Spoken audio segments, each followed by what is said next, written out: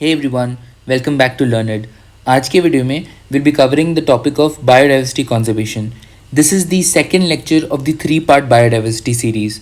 And पहले lecture में हमने कवर किया था till the point threats to biodiversity. Alright, अगर आपने वो वीडियो नहीं देखा है तो प्लीज़ जाके वो वीडियो देखो. That video is already up on our channel and I'll attach the link to that video in the description below.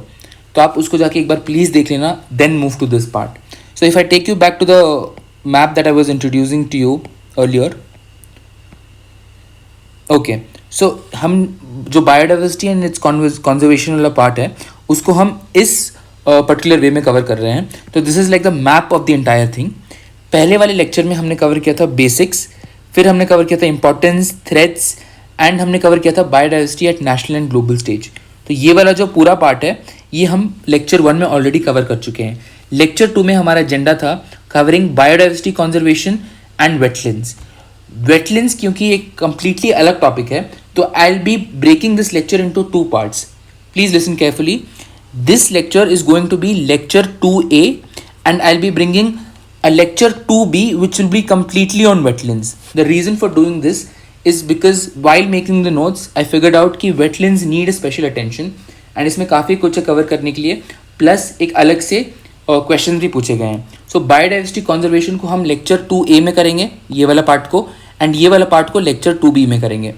And moving ahead will have the last part जो lecture 3 होगा, क्योंकि ये 3 part series है. वो third part या lecture 3 में will be covering the Indian and international laws. Alright, so ये आप एक बैकड्रॉप दिमाग में रखना. अभी के लिए तो इस लेक्चर में will move ahead with biodiversity conservation. तो चलिए स्टार्ट करते हैं. I just move to the concern slide. Okay, चलिए. सो जो बायोडाइवर्सिटी कंजर्वेशन है वो क्यों इंपॉर्टेंट है. हमने पिछले वीडियो में देखा था कि जो बायोडाइवर्सिटी है ग्लोबल लेवल पे it's facing a lot of threats. Try to recall कि क्या क्या थ्रेट्स थे. Try to recall evil quartet, habitat loss था, फ्रैगमेंटेशन था, इन्वेजिव एलियन स्पीसीज थे, ओवर एक्सप्लॉयटेशन था, को एक्सटिंक्शन, क्लाइमेट चेंज, GMOs. ये सारी चीज़ें हमने आपको फर्स्ट लेक्चर में पढ़ा दी थी.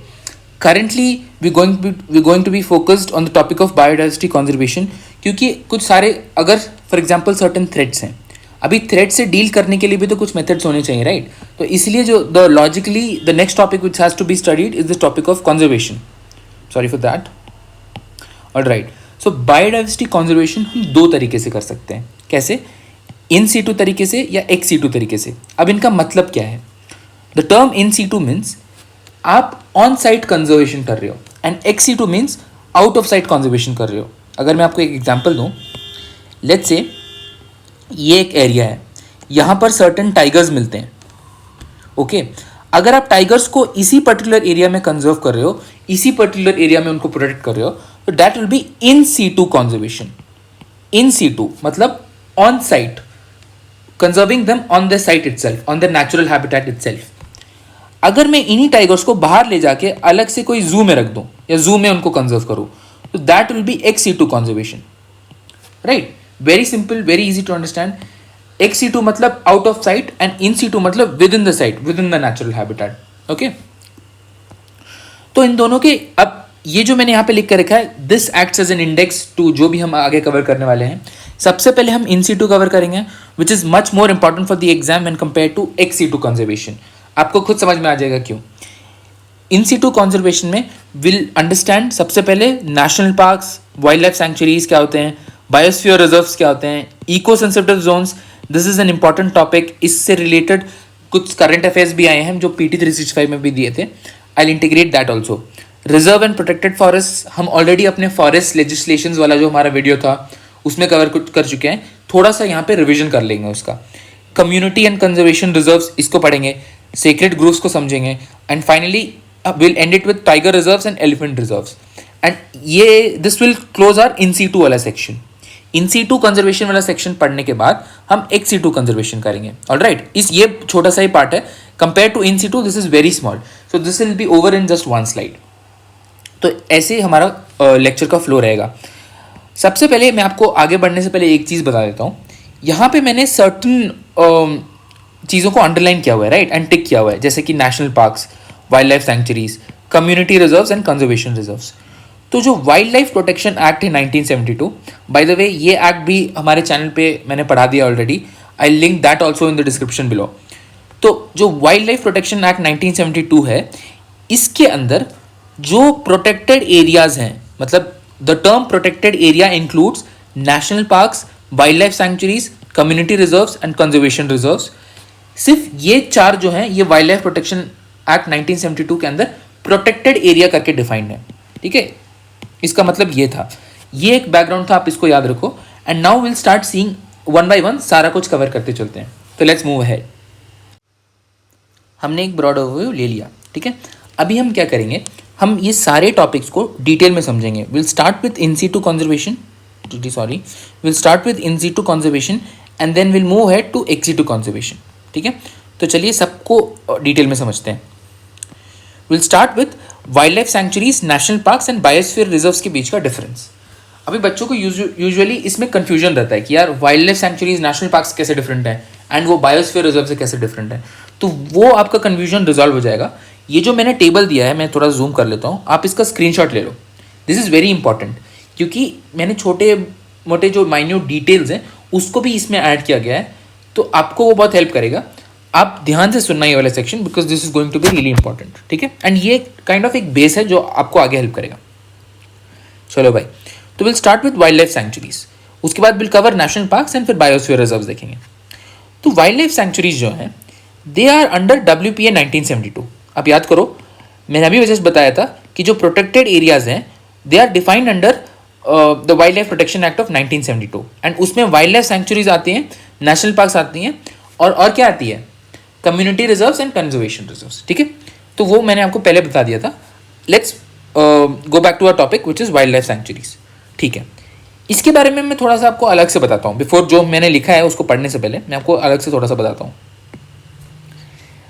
मान लो ये एक एरिया है, ठीक है, ठीक है, ये एक एरिया है। जो वाइल्ड लाइफ सेंचुरी है वो क्यों बनाया जाता है? The idea of wild life sanctuary is to set aside an area or land for the protection of wildlife as a safe refuge. ठीक है, लेट्स से मान लो कोई स्पीसीज है, let's say there is a species X, and ये जो species है ये एंडेंजर्ड स्पीसीज है। अभी के लिए आप इतना समझो कि जो एंडेंजर्ड स्पीसीज है इसका मतलब ये है कि it is facing some threat, it is facing the risk of extinction. ठीक है, इसलिए एंडेंजर्ड है। अब एंडेंजर्ड स्पीसीज क्या होती हैं? एक्सटिंक्ट, लीस्ट कंसर्न, वल्नरेबल, ये सारे अलग अलग कैटेगरीज हैं जो हम आगे जाके स्पीसीज वाले लेक्चर में कवर करेंगे, wherein will study the IUCN red data book. ठीक है, अभी के लिए बस इतना ध्यान रखो, एक स्पीसीज है एक्स जो certain level of threat face कर रहा है and it is at the risk of extinction, and ये एक एंडेंजर्ड स्पीसीज है। ठीक है, एक और भी होता है critically endangered species, but I am just taking ये एक एंडेंजर्ड स्पीसीज है। ठीक है, तो जो वाइल्ड लाइफ सैंक्चुरी है उसको बनाने का मोटिव ये है कि यार देखो, ये जो स्पीसीज एक्स है ना, ये इंपॉर्टेंट स्पीसीज है। ठीक है, this is important for the nature and this is important for maintaining the ecological health of the region. तो हम क्या करेंगे, ये स्पीसीज को कंजर्व करेंगे। सबसे पहला बात तो ये हो गया। इसको कंजर्व कैसे करेंगे?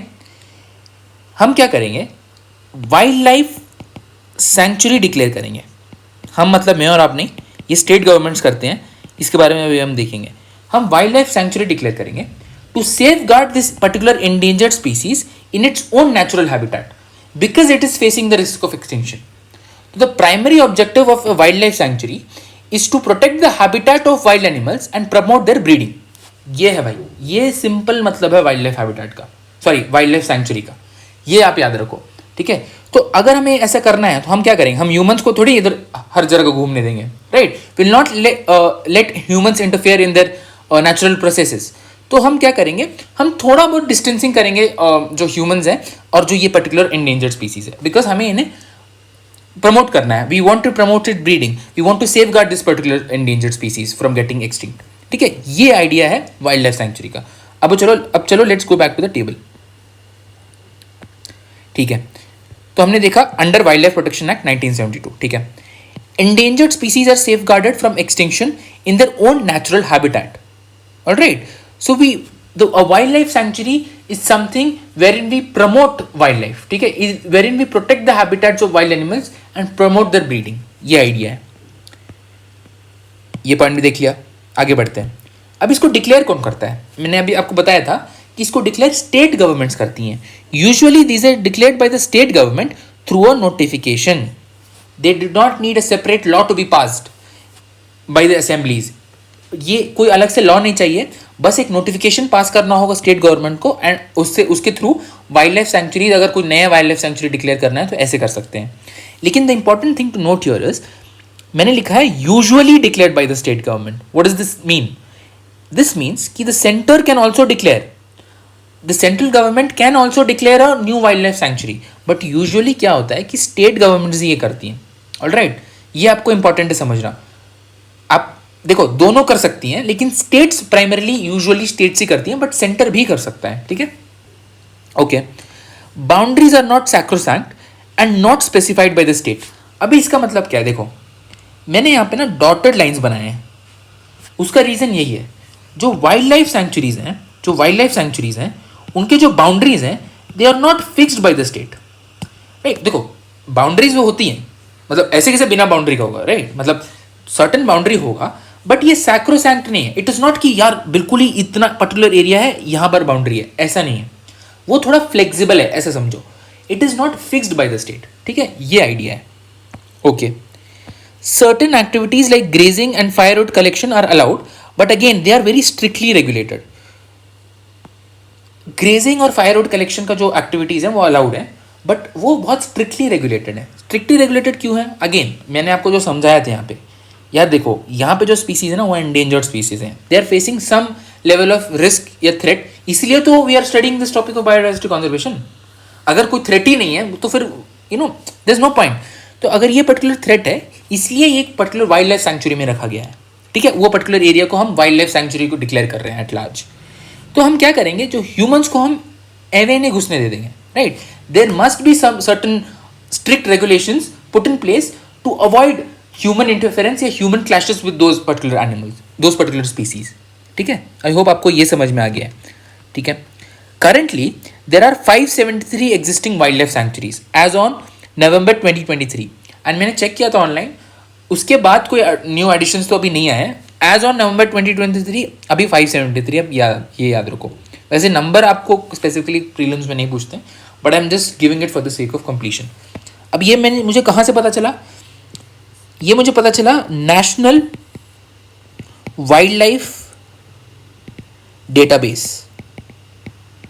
ये जो डेटाबेस है इसको निकालता है wild life institute of India. ये एक ऑटोनमस बॉडी है under the ministry of environment, forest and climate change. इसके बारे में ना ये जो बॉडीज़ हैं इसको हम दूसरे लेक्चर में कवर करेंगे, ठीक है। अभी के लिए आप ये याद रखो, बॉडीज़ वाला लेक्चर देखो, वाइल्ड लाइफ प्रोटेक्शन एक्ट के अंदर जो हमने बॉडीज़ पढ़ा था वो तो हमने पढ़ा था। एक और है wild life institute of India, जिसे हमने पढ़ा था wild life crime control bureau, जो आज भी आएगा। वैसे wild life institute of India भी एक ऑटोनमस बॉडी है। इसके बारे में हम आगे दूसरे लेक्चर में कवर करेंगे। अभी के लिए इट्स नॉट वेरी इंपॉर्टेंट, ठीक है। अब बस इतना याद रखो, wild life sanctuary are under WPA 1972, ठीक है। क्यों डिक्लेयर किया जाता है? Usually for some endangered species safeguarded from extinction in their own natural habitat. ये एक पर्टिकुलर स्पीसीज के लिए हम यूजुअली रखते हैं, ठीक है। Usually declared by the state government through notification, but centre भी कर सकता है। बाउंड्रीज ऐसे बिल्कुल फिक्स्ड नहीं है, they are flexible, they are not sacrosanct, ठीक है, and they are not specified by the state. जैसे मैं बोल रहा हूँ ना, जब स्टेट गवर्नमेंट निकालता है तो it is not specified by the state. Certain activities like grazing and firewood collection are allowed, but again they are very strictly regulated. And finally, currently there are 573 existing wildlife sanctuaries as on November 2023. This is in accordance with the National Wildlife Database, which is released by the Wildlife Institute of India. Okay? तो हमने wildlife sanctuaries cover कर लिया। अभी चलो भाई national park देखते हैं, ठीक है। अभी अगेन जैसे मैंने आपको वाइल्ड लाइफ सेंचुरी बताया था, वैसे मैं नेशनल पार्क बताता हूँ। तो चलो इसको यहाँ पे समझते हैं। Let me take red. Okay, अभी देखो नेशनल पार्क आप ये समझो कि it is a broader concept. It is a broader concept. यहाँ पे हम क्या कर रहे थे? ये पर्टिकुलर एंडेंजर्ड स्पीसीज को प्रोटेक्ट कर रहे थे, right. A national park rather is an area of land that is protected by the government for its natural, ecological और सीनिक वैल्यू, राइट। हम इसमें फ्लोरा एंड फौना को प्रिजर्व कर रहे हैं, हम उसकी नेचुरल ब्यूटी को प्रिजर्व कर रहे हैं, हम उसके इकोलॉजिकल हेल्थ को प्रिजर्व कर रहे हैं। The primary objective of a national park is to conserve the natural environment and protect it from human interference. हम ऐसे समझो एनवायरनमेंट एज अ होल देख रहे हैं, मतलब लेट्स से अगर मैं ये नेशनल पार्क मांग लूँ, यहाँ पे सर्टन स्पीसीज हैं, ठीक है, ये सर्टन स्पीसीज हैं, यहाँ पे सर्टन ट्रीज हैं, ठीक है, यहाँ पे एक वेटलैंड है फॉर एग्जाम्पल, ठीक है, यहाँ पे कोई अलग स्ट्रीम जा रहा है, तो हम बेसिकली फ्लोरा फौना एंड उसका टोटल इकोलॉजिकल हेल्थ, उस एंटायर हैबिटेट को, उस एंटायर सराउंडिंग एनवायरनमेंट को प्रिजर्व कर रहे हैं।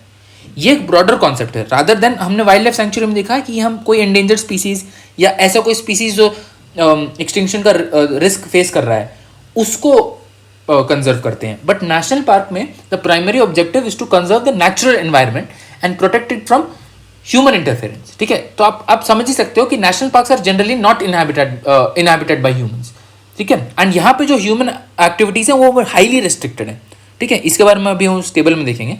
बट जो ब्रॉडर डिफरेंस आप ये समझो, यहाँ पे कोई हम स्पीसीज के लिए कर रहे थे which is facing the threat, यहाँ पे हम क्या कर रहे हैं, उस particular entire natural environment flora fauna जो भी है उसको हम साथ में लेके चल रहे हैं और साथ में कंजर्व कर रहे हैं। We're preserving the scenic value, इसलिए मैंने आपको बोला we're preserving the entire ecological health, ठीक है।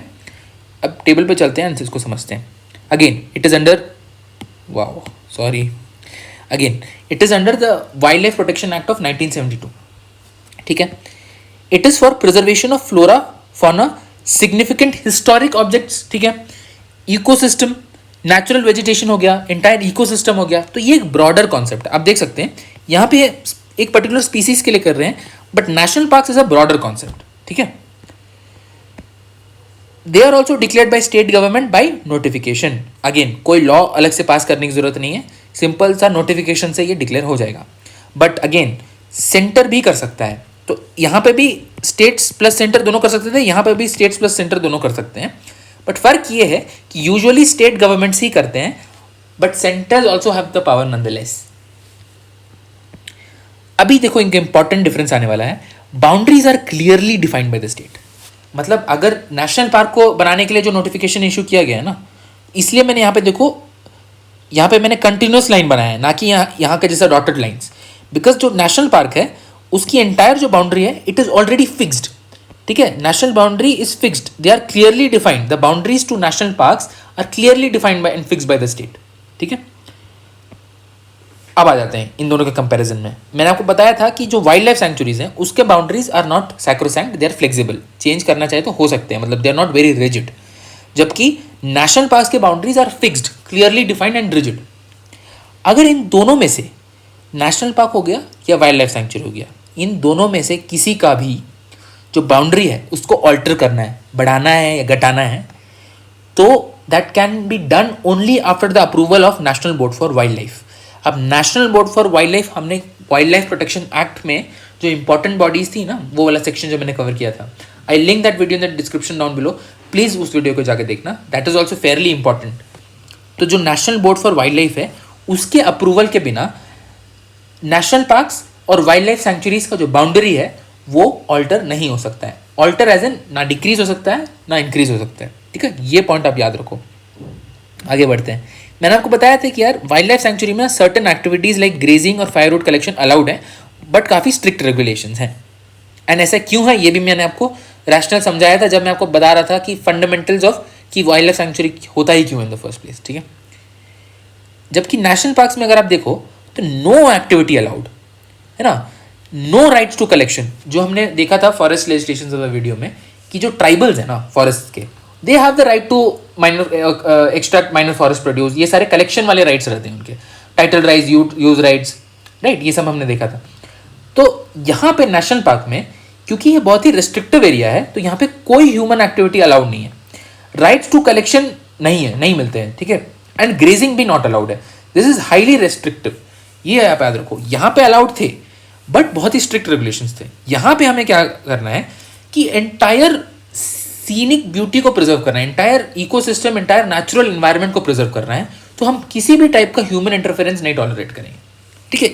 ये रैशनल का आप देखो, रैशनल समझते चलो, आप मतलब समझते चलो कि यार ऐसा है ही क्यों, तो आपको याद करने में बहुत ईजी होगा। मैं इसलिए आपको बता रहा हूँ यहाँ पे ग्रेजिंग एंड फायरवुड कलेक्शन क्यों अलाउड है, क्योंकि देखो अलाउड है वो भी स्ट्रिक्ट रेगुलेशंस के साथ। अलाउड इसलिए है क्योंकि यार यहाँ पे ना आप एक पर्टिकुलर स्पीसीज कंजर्व कर रहे हो एंड आप उसको डिस्टर्ब नहीं करना चाहते हो, तो अगर आप प्रॉपरली कर रहे हो, प्रॉपर अप्रूवल लेके कर रहे हो, तो आप कर सकते हो ग्रेजिंग एंड फायरवुड कलेक्शन। अब अगेन इसके बहुत डिटेल्स में जाने की जरूरत नहीं है, बट आप ये यहाँ पे कर सकते हो सर्टन एक्टिविटीज। बट यहाँ पे क्योंकि आपको एज अ होल एनवायरनमेंट को ही, पूरा इकोसिस्टम को ही पूरा आपको प्रिजर्व करना है, कंजर्व करना है, तो इसलिए यहाँ पे नो एक्टिविटी अलाउड, ठीक है। और यहाँ पे अगर कोई भी एक्टिविटी करना है, मतलब करना ही करना है, तो आपको चीफ वाइल्ड लाइफ वार्डन का अप्रूवल लेना पड़ेगा, परमिशन लेना पड़ेगा। If chief wild life warden permits तभी आप कुछ एक्टिविटी कर सकते हो, ठीक है। जो मैंने यहाँ पे लिखा था strict regulations, they also come under chief wild life warden का अप्रूवल, तो इसलिए मैंने आपको यहाँ पे बीच में लिखा है। तो ये जो छोटे मोटे डिटेल्स मैं आपको बता रहा हूँ ना, these are very important, please remember. Again आप इसको देखना और आप इसको एक बार खुद से बना के देखना, ठीक है। आप मैंने आपको पॉज किया था, एक बार आप अगर आपने स्क्रीनशॉट नहीं ले लिया तो अभी ले लो, you please go through this, ठीक है। एंड एज पर 2023, मतलब नवंबर 2023 तक 106 नेशनल पार्क्स हैं इन द कंट्री, ठीक है। एंड अगेन ये डेटा मैंने कहाँ से लिया है, again national wild life database जो निकालता है wild life institute of India, ठीक है। तो ये हो गया। तो अभी हमने वाइल्ड लाइफ सेंचुरीज और नेशनल पार्क्स देख लिया और इन दोनों के बीच का डिफरेंस भी देख लिया, ठीक है, कि कैसे ये पर्टिकुलर स्पीसीज के लिए होता है, ये पूरे एक एनवायरनमेंट के लिए होता है। चलो भाई, ये तो पूरा हमने क्लियर हो गया। अभी हम आगे बढ़ते हैं एंड अभी कवर करते हैं the topic of biosphere reserves. अभी biosphere reserves are not protected areas under WPA। WPA से इनका लेना देना ही नहीं है, आप इसको ऐसे याद रखो, ठीक है। these have nothing to do with WPA. They are declared under the UNESCO Man and Biosphere Reserve Program. तो क्या हुआ था 1971 में, जो यूनेस्को है यूनाइटेड नेशंस का, it initiated something known as the man and biosphere reserve programme. Biosphere reserve मतलब क्या होता है, अगेन जो यूनेस्को है it defines it as learning areas for sustainable development. Sustainable development के लिए एक मॉडल जो है वो बायोस्फीयर रिजर्व पोज करते हैं। आप समझ पा रहे हो? मैं आपको एक बहुत सिंपल तरीके से समझाता हूँ, आप ऐसे समझो। Let me take an example. जैसे मैं आपको नीचे बता रहा था राइट, वो वाइल्ड लाइफ सेंचुरी और नेशनल पार्क के लिए, वैसे I take an example for biosphere reserve. The main objective, यहाँ पे आ जाता हूँ, ये बायोस्फीयर रिजर्व है, ठीक है। The main objective of biosphere reserve is to promote sustainable development, ठीक है। अगेन मैंने क्योंकि ऐसा बनाया है तो इसके भी बाउंड्रीज फिक्स्ड होने वाले हैं, इसके बारे में हम देखेंगे। द मेन आइडिया, क्योंकि यूनेस्को बोलता है कि बायोस्फीयर रिजर्व ना ऐसे जगह होते हैं which are learning models for sustainable development. ये पूरा एक होता है ना मॉडल टाउन, मॉडल सिटी है जहाँ से सर्टेन प्रैक्टिसेस, बेस्ट प्रैक्टिसेस बोली जाती है, वैसे ही बायोस्फीयर रिजर्व्स और आप ऐसे समझ लो learning areas for sustainable development. यहाँ पे best practices of sustainable development को इम्प्लीमेंट किया जाता है। The idea is to promote sustainable development through conservation of biodiversity, through conservation of cultural heritage as well, right. मैं ये क्यों बता रहा हूँ आप देखोगे, cultural heritage as well and in accordance with sustainable use of natural resources,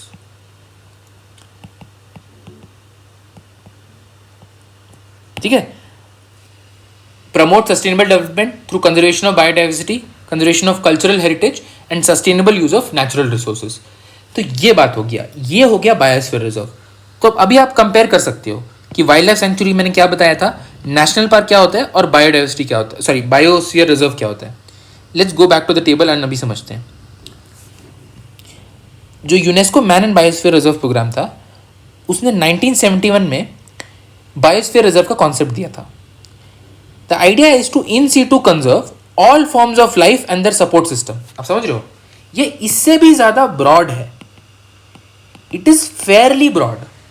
आप समझ सकते हो, ये बोल रहा है literally all forms of life and their eco support system. तो इसका मतलब है इसमें ह्यूमंस भी इन्वॉल्व है, जो ट्राइबल कम्युनिटीज है ना वो भी इन्वॉल्व है।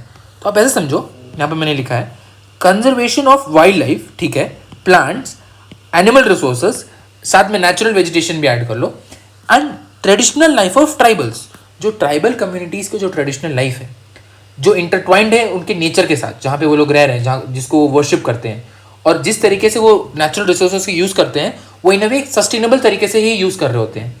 तो ये सब को अलग से प्रिजर्व करने के लिए, कंजर्व करने के लिए बायोस्फीयर रिजर्व डिक्लेयर किए जाते हैं, and they are declared under the idea of man and biosphere reserve programme launched by या initiated by UNESCO in 1971 and they act as learning areas for sustainable development. मैं बार बार इसलिए बोल रहा हूँ ताकि आपके दिमाग में फिक्स हो जाए. ऑलराइट, तो आपको ऐसे समझो कि wild life, plants, animal resources ये सब तो है ही, बट साथ में we are also including humans. Traditional life of tribals को भी प्रिजर्व करना है. दिस इज द रीजन यहाँ पे मैं बता रहा था कि they are for the promotion of sustainable use, ठीक है, biodiversity, cultural heritage and sustainable use of natural resources. Conservation of biodiversity, conservation of cultural heritage and sustainable use of natural resources. Cultural heritage कैसे conserve हो पाएगा? When we let tribal communities coexist with the animals, वहाँ पे coexist with the wildlife, coexist with the flora and fauna, पूरा, ठीक है. ये idea है बायोस्फीयर रिजर्व का. हमने देख लिया conservation of wild life, plants, animal resources and traditional life of tribals या tribal communities. They are notified by the central government, ठीक है. ये सेंट्रल गवर्नमेंट ही नोटिफाई करते हैं. सर्टेन एरियाज, सर्टेन जगह जहाँ मैंने रेफर किया था वहाँ स्टेट गवर्नमेंट भी दिया हुआ था, but I don't think state governments ये डिक्लेयर कर सकते हैं, ठीक है. They are primarily notified only by the central government. आप ये याद रखो. इनके बाउंड्रीज आर फिक्स्ड, जैसे मैं आपको बताया था इनके बाउंड्रीज भी फिक्स्ड होते हैं. अभी देखो ये यहाँ तक तो हमने ऐसे यहाँ पे भी देखा था, चलो कि यार इसको स्टेट गवर्नमेंट डिक्लेयर करता है लेकिन सेंटर भी कर सकता है. वाइल्ड लाइफ सेंचुरी के बाउंड्री फ्लेक्सिबल थे, इसके बाउंड्री फिक्स थे, इसके बाउंड्री फिक्स थे. लेकिन यहाँ पे ना अगर आप पूछो मुझसे कि यार कौन कौन से एक्टिविटीज़ कर सकते हैं, तो the answer is not simple. The answer is divided into different zones. तो एक तरीके का जोनेशन किया गया है. Any biosphere reserves typically includes these 3 zones, ठीक है. एक कोर जोन होता है. Core zone is a strictly protected area where human activities are not allowed. आप समझ सकते हो. लेट्स से कोई भी रीजन है उसमें ऐसे जोनेशन कर दिया है. जो सबसे बीच वाला एरिया है वो है core area. Core area is a strictly prohibited area where no human activities are allowed. Buffer area जो है वो कौन सा एरिया है? An area where limited human activities are allowed. Core में बिल्कुल ही नहीं अलाउड है, यहाँ पे लिमिटेड एक्टिविटीज आर अलाउड है. जैसे कि रिसर्च करना हो गया, लेट से कोई रिसर्च टीम आई है, उसको वहाँ के स्पीसीज पे रिसर्च करना है, तो रिसर्च टीम बफर एरिया में अलाउड है, बफर जोन में अलाउड है. अगर हमें इको टूरिज्म करना है तो वो भी यहाँ पे अलाउड है. जो ट्रांजिशन जोन है ना, an area where sustainable development is encourage such as farming, forestry and other human activities. तो ह्यूमन एक्टिविटी अगेन, आप अब यहाँ पे आके आप माइनिंग नहीं कर सकते हो. अगर मैं बोल रहा हूँ कि आप ह्यूमन एक्टिविटीज ट्रांजिशन जोन में अलाउड है, तो इसका मतलब ये नहीं कि आप यहाँ पे आके इंडस्ट्री खोल लो, माइनिंग करने लगो, वो सब नहीं अलाउड है. ऐसे human activities which promote sustainable development, for example agro forestry, organic farming, ऐसा चीज़ हो गया. ये सारी चीज़ें जो है आप यहाँ पे अलाउ कर सकते हो ट्रांजिशन जोन में, ठीक है. तो ये इसका जोनेशन हो गया. इसको थोड़ा सा और डिटेल में समझते हैं एक डायग्राम से. लेट से कोई भी एक बायोस्फीयर रिजर्व है. यहाँ पे जो ये है, ये जो बाउंड्री बनाया है मैंने, ये पूरा जो बाउंड्री है, it is a biosphere reserve. ये जो पूरा बना है ये बायोस्फीयर रिजर्व है. जो सबसे अंदर वाला एरिया है वो कोर एरिया है, ठीक है. कोर एरिया में यहाँ पे देख सकते हो किसी भी टाइप का ह्यूमन एक्टिविटी नहीं अलाउड है. इट इज़ फुल्ली प्रोटेक्टेड, ठीक है. It is a strictly protected area. यहाँ पे किसी भी टाइप का ह्यूमन एक्टिविटी नहीं अलाउड है, किसी भी टाइप का. ओके, यहाँ पे इन्होंने लिखा है एम. एम का मतलब है मॉनिटरिंग. तो मॉनिटरिंग तो यार मतलब monitoring can be done with machines, monitoring can be done specially by the wild life department या ऐसा कुछ. तो वो सारी चीज़ें मॉनिटरिंग तक अलाउड हो सकती हैं, but external human interference, general public का जो इंटरफेरेंस है वो बिल्कुल अलाउड नहीं है. यहाँ पे कुछ भी तरीके की एक्टिविटी नहीं अलाउड है. उसके बाद अगर हम आउटवर्ड्स जाते हैं तो बफर जोन आता है. बफर जोन में आपका रिसर्च अलाउड है, ठीक है. एजुकेशन रिलेटेड अगर आपको कुछ चीज़ कैरी आउट करना है तो वो अलाउड है. टूरिज्म और रिक्रिएशन, इको टूरिज्म, ये सारी चीज़ें अलाउड है, ठीक है. तो ये सारी चीज़ें अलाउ हो जाती हैं. अभी बफर जोन में आप ऐसे समझो कि थोड़ा लेस डिग्री ऑफ प्रोटेक्शन है. यहाँ पे स्ट्रिक्ट रेगुलेशन है, यहाँ पर लिमिटेड ह्यूमन एक्टिविटीज़ अलाउड है, जबकि कोर एरिया में बिल्कुल ही कोई ह्यूमन एक्टिविटी नहीं अलाउड था. ओके, तो ये हो गया बफर जोन. आगे बढ़ते हैं तो ट्रांजिशन जोन आता है. ट्रांजिशन जोन में सर्टन सेटलमेंट्स भी हो सकती हैं, राइट. टूरिज्म तो यहाँ पे भी अलाउड है ही, रिसर्च भी अलाउड है, एजुकेशन भी अलाउड है, ठीक है. ये सारी चीज़ें यहाँ पे अलाउड है. फार्मिंग अलाउड है यहाँ पे, ठीक है. थोड़े बहुत सेटलमेंट्स अलाउड है. ऑर्गेनिक फार्मिंग अलाउड है, एग्रो फॉरेस्ट्री, ऐसी कोई भी प्रैक्टिसेस जो सस्टेनेबल डेवलपमेंट को प्रमोट करते हैं वो अलाउड है. क्यों वो अलाउड है? क्योंकि देखो, the idea of this entire thing biosphere reserve is to take together wildlife, the tribal communities and बाकी जो भी स्पीसीज हैं जो भी फ्लोरा एंड फॉना स्पीसीज हैं वो सबको एक साथ लेके चलना है, and they must act as learning models या learning areas of sustainable development. तो मैंने आपको जो बताया था कि ट्राइबल कम्युनिटीज़ भी रहते हैं, उनका कल्चरल हेरिटेज को भी प्रिजर्व करना है। तो ये जो आप घर देख रहे हो ये उन्हीं ट्राइबल कम्युनिटीज़ का है। उनको अगर घर सेटअप करना है तो वो यहाँ पर कर सकते हैं, जो ट्रांजिशन जोन है वहाँ पे ट्राइबल कम्युनिटीज़ एग्जिस्ट कर सकती हैं, राइट। ये नेशनल पार्क में ऐसा नहीं था, नेशनल पार्क में अलाउड ही नहीं था, राइट। कोई भी ह्यूमन एक्टिविटी अलाउड नहीं था, बहुत स्ट्रिक्टली रेगुलेटेड था।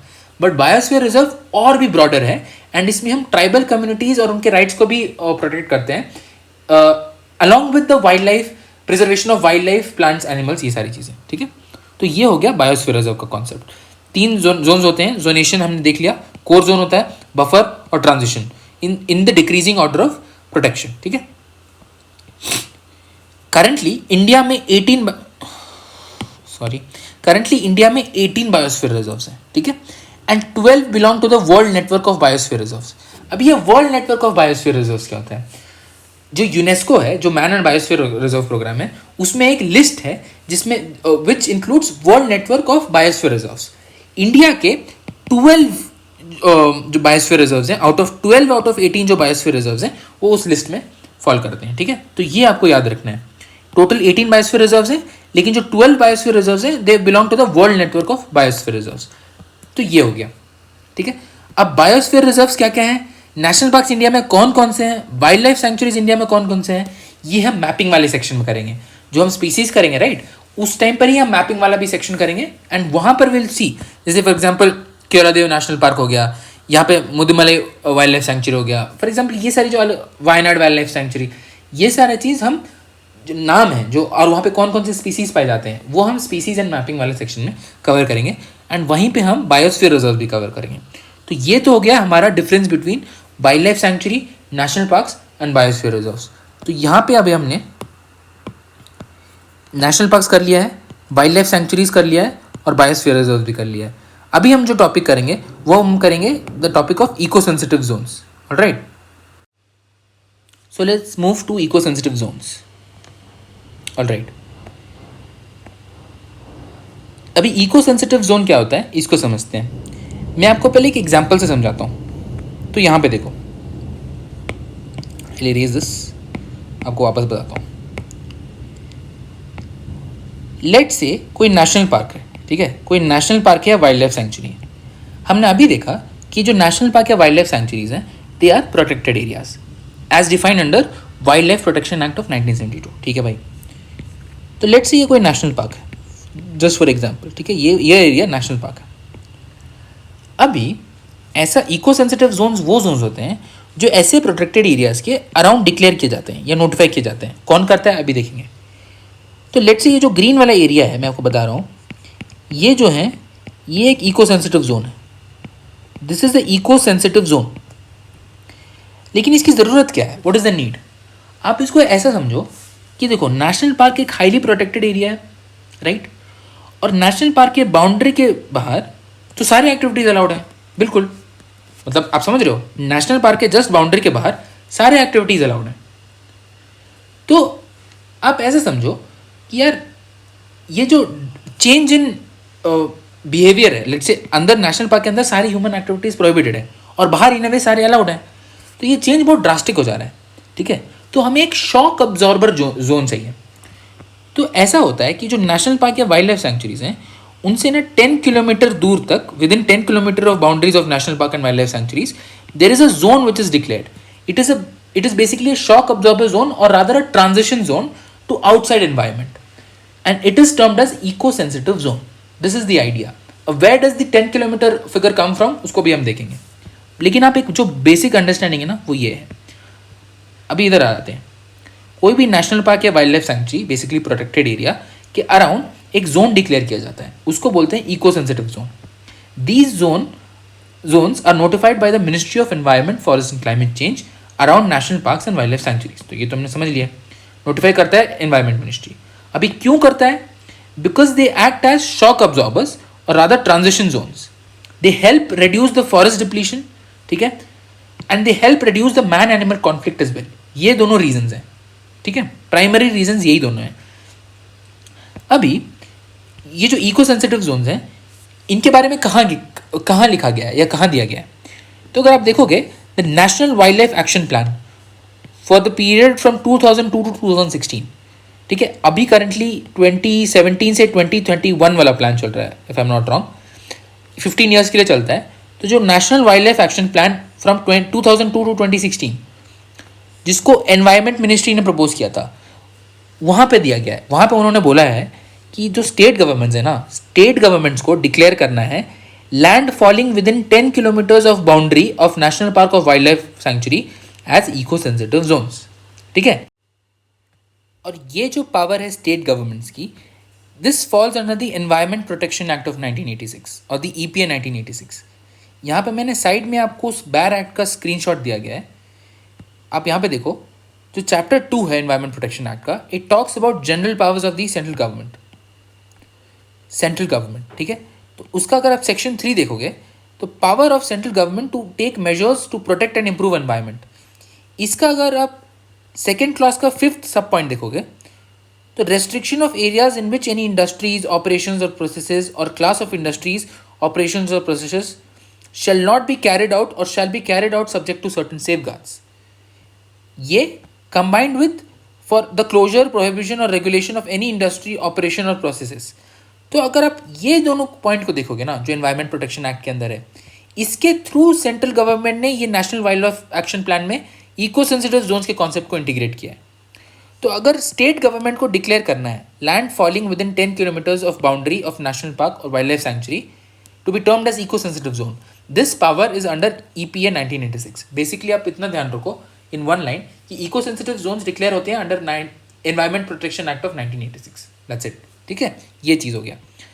अभी मैंने आपको यहाँ पे देखो, अगर आप अगेन बैर एक्ट को देखोगे तो इसमें लिखा गया है restriction of areas in which certain industries और ऑपरेशंस और प्रोसेसेस और क्लास ऑफ इंडस्ट्रीज, ये सारी चीज़ें will not be carried out, इसमें रेस्ट्रिक्शन है।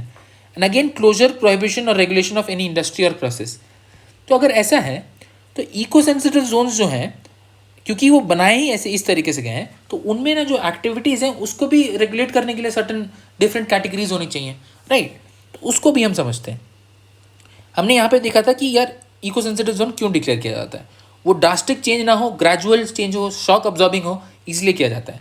तो ESZ में भी सर्टन एक्टिविटीज़ को मतलब डिफरेंट लेवल्स ऑफ ऐसे क्लासिफिकेशन दिया गया है। फॉर एग्जाम्पल सर्टन एक्टिविटीज़ तो बिल्कुल ही प्रोहिबिटेड है, सर्टन एक्टिविटीज़ रेगुलेटेड है और सर्टन एक्टिविटीज़ परमिटेड है। परमिटेड इसलिए क्योंकि आप अगेन समझो, आप कोई नेशनल पार्क के अंदर नहीं हो, आप बाहर निकल चुके हो, आप बस ग्रेजुअली ट्रांजिशन कर रहे हो टू द आउटसाइड एनवायरनमेंट, तो हम सर्टन एक्टिविटीज़ को वहाँ नहीं होने देंगे, सर्टन एक्टिविटीज़ को हम रेगुलेट करेंगे और सर्टन एक्टिविटीज़ को हम बोल देंगे यार चलो ठीक है ये परमिटेड है। तो जो प्रोहिबिटेड एक्टिविटीज़ हैं, they are commercial mining, setting of saw mills and industries causing pollution, मतलब saw mills and industries causing pollution, major hydro power projects etcetera. जो रेगुलेटेड एक्टिविटीज़ हैं, अगेन फेलिंग ऑफ ट्रीज, अगर आपको deforestation करना है तो that is regulated. Drastic change in agriculture systems, अगर आप इको सेंसिटिव जोन्स में रैपिडली लैंड यूज चेंजेस कर रहे हो, राइट, आप फॉरेस्ट को काट के ग्रासलैंड्स बना रहे हो, एग्रीकल्चर सिस्टम्स बना रहे हो, तो वो कर सकते हो आप, बट वो रेगुलेटेड है, इट्स नॉट डायरेक्टली परमिटेड, आपको अप्रूवल्स लेने पड़ेंगे, ठीक है। Agriculture systems and commercial use of natural water resources, ठीक है, including ground water harvesting and setting up of hotels and resorts, अगर आप इको सेंसिटिव जोन्स के अंदर सेटअप करना चाहते हो। फॉर एग्जाम्पल लेट्स से कोई वाइल्ड लाइफ सेंचुरी है एंड नेशनल पार्क है, ठीक है, आप ऐसे समझो ना, यहाँ बताता हूँ, अगर ये नेशनल पार्क है और वाइल्ड लाइफ सेंचुरी है और आपको घूमना है यहाँ पे, ठीक है, टूरिज्म का लेट्स से कुछ ये करना है, लेट्स से वाइल्ड लाइफ सेंचुरी, तो आप टूरिज्म अलाउड हो, ठीक है। अभी टूरिज्म आपका अलाउड है, लेट्स से आप रुक रहे हो, आपके होटल्स या रिजॉर्ट्स में रुक रहे हो, तो वो आप ESZ यहाँ पे रुक सकते हो, फिर आप यहाँ से यहाँ जाओगे। मैं आपको प्रैक्टिकल एग्जाम्पल दे रहा हूँ। तो ESZ में होटल्स एंड रिजॉर्ट्स अलाउड है, लेकिन वो बहुत रेगुलेटेड है, होटल्स एंड रिजॉर्ट्स भी रेगुलेटेड है, ठीक है, ये आइडिया है, ये रेगुलेट हो गए। अभी परमिटेड एक्टिविटीज़ क्या है, on going agriculture and horticulture practices by local communities. जो लोकल कम्युनिटीज़ हैं, लोकल इंडिजिनस कम्युनिटीज़ हैं या ट्राइबल कम्युनिटीज़ हैं, वो जो पहले से प्रैक्टिसेस कर रहे हैं, ऑन गोइंग प्रैक्टिसेस, वो अलाउड है, ठीक है। रेन वाटर हार्वेस्टिंग अलाउड है, use of renewable energy sources, ये सारी चीज़ें यहाँ पे इको सेंसिटिव जोन में अलाउड है। तो आप ब्रॉडली ये देख लो, शायद ही हो सकता है कि डायरेक्टली ऐसे पूछे प्रीलिम्स में, बट आप ब्रॉडली याद रखो कि कौन से एक्टिविटीज़ प्रोहिबिटेड, जैसे यार कोई बोल रहा है कि माइनिंग करना है, कोई ऐसा इंडस्ट्री कर रहा है जो पोल्यूशन कॉज कर रहा है, सेटअप कर रहा है जो पोल्यूशन कॉज कर रहा है, तो ये सब तो प्रोहिबिटेड ही होंगे, राइट। रेगुलेटेड आप देख लो, आपको एग्रीकल्चर सिस्टम सेटअप करना है, होटल्स रिजॉर्ट सेटअप करना है, तो वो आप कर सकते हो, but those are regulated. Ongoing agriculture practices by जो लोकल कम्युनिटीज़ हैं, उनके ट्रेडिशनल फार्मिंग प्रैक्टिसेस, वो सारी चीज़ें अलाउड है, ठीक है। ये चीज़ हो गया, तो ये हो गया एक्टिविटी रेगुलेशन। अभी यार ये न्यूज़ में क्यों था, why was this thing in the news? ये जो चीज़ें मैंने PT65 से उठाया, मैं आपको यहीं बता रहा हूँ इंटीग्रेट करके। The ministry of environment, forest and climate change has unveiled the draft notification for an ESZ for Dachigam national park, Tajwas and Overa Aru wild life sanctuaries in Jammu and Kashmir, ठीक है। तो मेनली अभी हमारा फोकस है दाचिगाम नेशनल पार्क पे। आगे जाके जब हम स्पीसीज एंड मैपिंग पढ़ेंगे, तो मैंने आपको जैसे अभी थोड़ी देर पहले बताया था कि हम सारे स्पीसीज जो इंपॉर्टेंट हैं और वो कौन कौन से national park, wild life sanctuary कहीं भी पाए जाते हैं, उसको हम प्रॉपर मैप करके समझेंगे, ठीक है। तो वो एक चीज़ हो गया। दाचिगाम नेशनल पार्क ये है जम्मू एंड कश्मीर में, ठीक है। तो news is about Jammu and Kashmir. जो एनवायरमेंट मिनिस्ट्री है उसने जम्मू एंड कश्मीर में Dachigam national park and Tajwas and Overa Aru wild life sanctuaries को इशू कर दिया नोटिफिकेशन ESZ के लिए, ठीक है। Has unveiled the draft notification for an ESZ। About Dachigam national park हम थोड़ा सा देख लेते हैं, ये इसका मैप में कहाँ है वो दिया गया है। It is located in Jammu and Kashmir, ठीक है, specifically in the Zabarwan mountain ranges of the Himalayas, ठीक है। Occupies almost half of the catchment zone of the Dal lake. Dachigam Nallah coming out of Marsar lake flows through it, ठीक है। आपको सारी चीज़ें इंपॉर्टेंट, सारी चीज़ें देखो इसमें इंपॉर्टेंट है नहीं। जब मैं आपको पढ़ाऊंगा अलग से नेशनल पार्क, तो भी I take the name of Dachigam national park. यहाँ पे जो स्पीसीज़ हैं उसको हम डिटेल में कवर करेंगे। अभी मैं बस यहाँ पे आपको दिया गया है इसलिए बता रहा हूँ। यहाँ पे एक फेमस स्पीसीज़ है which is the hangul Stag और दी कश्मीर स्टैग, ठीक है। और भी जो रेलिवेंट स्पीसीज़ हैं यहाँ पे आप दी गई हैं, आप यहाँ पे उसको पॉज करके आप इसको पढ़ सकते हो, ठीक है। बाकी जो इसके डिटेल्स है ना वो हम स्पीसीज वाले में कवर करेंगे, ठीक है।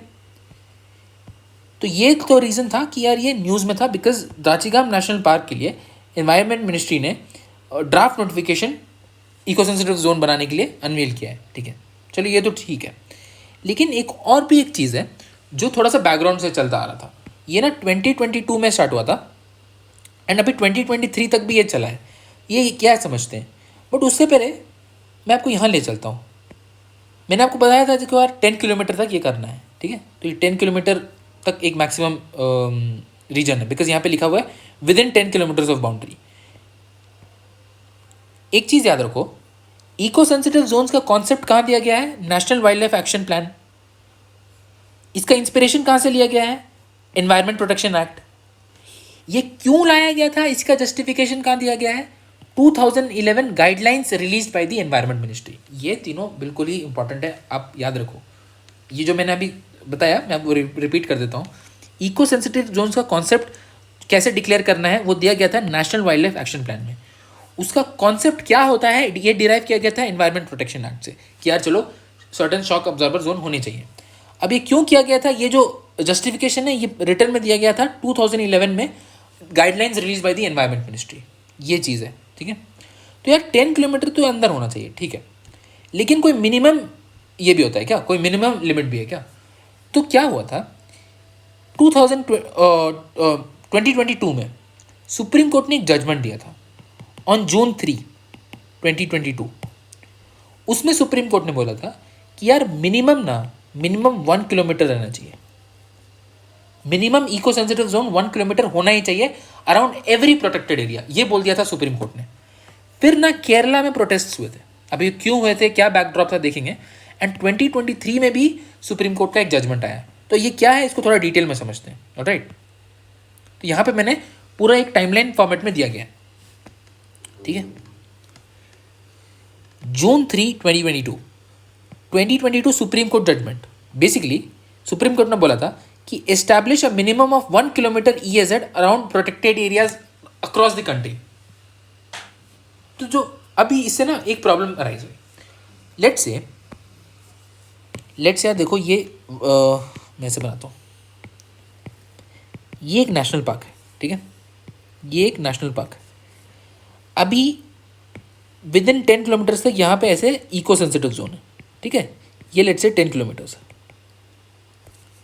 सुप्रीम कोर्ट ने बोल दिया कि यार 10 किलोमीटर तो ठीक है, लेकिन मिनिमम यहाँ 1 किलोमीटर तो होना ही चाहिए, ठीक है, मिनिमम ऐसे 1 किलोमीटर तो होना ही चाहिए। प्रॉब्लम ये हो गया, again go back to the rationale जो आपको बता रहा था, हम क्यों बना रहे थे ये, शॉक ऑब्जॉर्बिंग के लिए, ताकि ड्रास्टिक चेंजेस ना हो। लेकिन प्रॉब्लम ये है कि यार नेशनल पार्क से 1 किलोमीटर रेडियस के अंदर, लेट्स से ये नेशनल पार्क है, यहाँ से 750 मीटर्स के रेडियस में ही एक फैमिली है जो रह रहा है, एक ट्राइबल कम्युनिटी जो वहाँ पे रह रही है।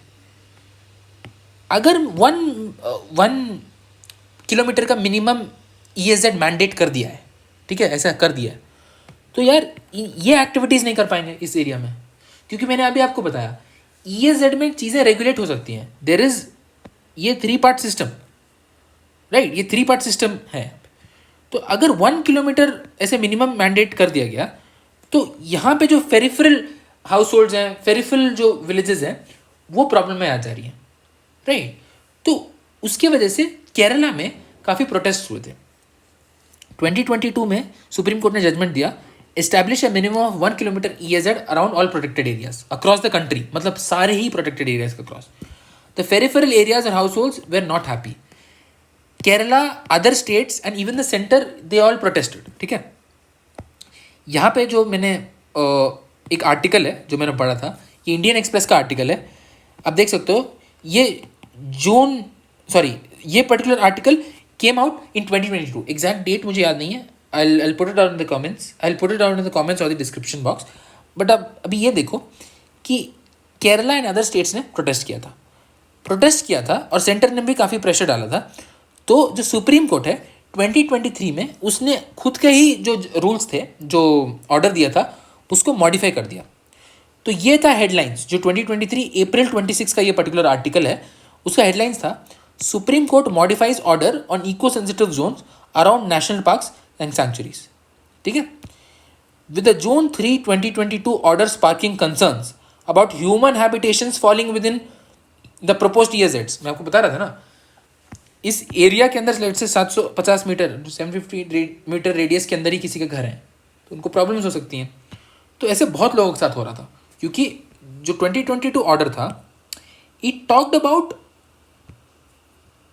सारे protected areas gaining minimum 1 kilometre of EAZ, but that is not possible. Her protected area is not equal, right. जो हम बोलते हैं ना इक्वालिटी एंड इक्विटी, वो वाला बात आ जाता है। तो इट वॉज नॉट इक्वल, मतलब अगर मैं लेट से एक पर्टिकुलर प्रोटेक्टेड एरिया है, उसके अराउंड 1 किलोमीटर लेट से फिट बैठ रहा है, कोई और अगर प्रोटेक्टेड एरिया होगा, उसके 1 किलोमीटर रेडियस के अंदर लेट से लॉट्स ऑफ ट्राइबल कम्युनिटीज रह रहे होंगे, तो उनके राइट्स का क्या होगा। तो ऐसे करके ना बहुत क्लैशेस हो रहा था। तो क्या हुआ, 2023 में सुप्रीम कोर्ट ने अपने जजमेंट को मॉडिफाई कर दिया, और इन क्रक्स सुप्रीम कोर्ट ने ये बोला कि यार देखो, EAZs cannot be uniform across the country and has to be protected area specific. ये है क्रक्स। सुप्रीम कोर्ट ने ऑर्डर को मॉडिफाई किया और बोला कि यार ऐसे ही हम हवा में 1 किलोमीटर मिनिमम मैंडेट नहीं कर सकते हैं, ठीक है। What is the isn't 1 kilometre arbitrary, what is the rational of 1 kilometre. आप 1 किलोमीटर में हर प्रोटेक्टेड एरिया के बाहर क्यों रखो। तो उसको मॉडिफाई करके थोड़ा सा चेंज कर दिया है डेफिनेशन को, अपने ही ऑर्डर को सुप्रीम कोर्ट ने मॉडिफाई कर दिया है, और ये बोला है कि जो EAZs हैं, they cannot be uniform by its very nature, it cannot be uniform by the very objective that is striving to achieve, it cannot be uniform, ठीक है, and has to be protected area specific, ठीक है। इससे मैं आपको polity से एक link कराता हूँ। आप आर्टिकल 14 याद करो। आर्टिकल 14 में आप मुझे कमेंट्स में बताना, क्या आपने वो पढ़ा है, इंटेलिजिबल डिफरेंशिया, राइट। तो वो and reasonable classification, equality before law and equal protection of law, जो तो हमने पढ़े हैं। लेकिन जो intelligible differentia and reasonable classification है, या रैशनल नेक्सस है, उसके बारे में अगर आप पता है तो आप please put it down in the comments. And ये उसी से लिंक्ड है। अगर आप ब्रॉडली सोचो, एक स्टेप पीछे हट के सोचो, तो ये उसी से लिंक्ड है, ठीक है। Modifying this order, the court ruled if the direction is continued, no permanent structure would be permitted to come up for whatsoever purpose in the aforesaid EAZs. As already pointed out from the aforesaid examples, hundreds of villages are situated within the EAZs in the country. If no permanent construction is allowed, a villager who is desirous to reconstruct his house, उसको वहाँ बनाने नहीं दिया जाएगा। और let's say he is living in certain area, जो again क्योंकि ESZ जो जोन है that is a shock absorber zone, right. तो ऐसा नहीं है कि वहाँ पे ऐसे बिल्डिंग्स हैं बड़े बड़े, ऐसा कुछ नहीं है। वहाँ पे भी फॉरेस्ट हैं, वहाँ पे भी ट्राइबल कम्युनिटीज़ रह रही हैं, तो उसको अपने ही जगह पे वापस से रिकंस्ट्रक्ट नहीं कर सकता है वो विलेजर। तो ये एक इशू हो रहा था। एंड ये सिर्फ एक विलेजर के नहीं, हंड्रेड्स ऑफ विलेजेस थे ऐसे, उसमें तो कितने ही लोग होंगे, alright. Similarly, if there is an extension in the family and some additional construction is required for accommodating the enlarged family, let's say nuclear family, joint family हो रहा है, तो वो भी एक्स्ट्रा उसको एक्सपैंड नहीं कर सकते हैं। The same would not be permitted. अगर ये सब भी हटा दो, अगर गवर्नमेंट को भी कुछ स्कूल्स कंस्ट्रक्ट करना है, dispensaries, anganwadis, village stores, water tanks and basic structures to improve the life of the villages, तो भी वो भी नहीं कर सकता है।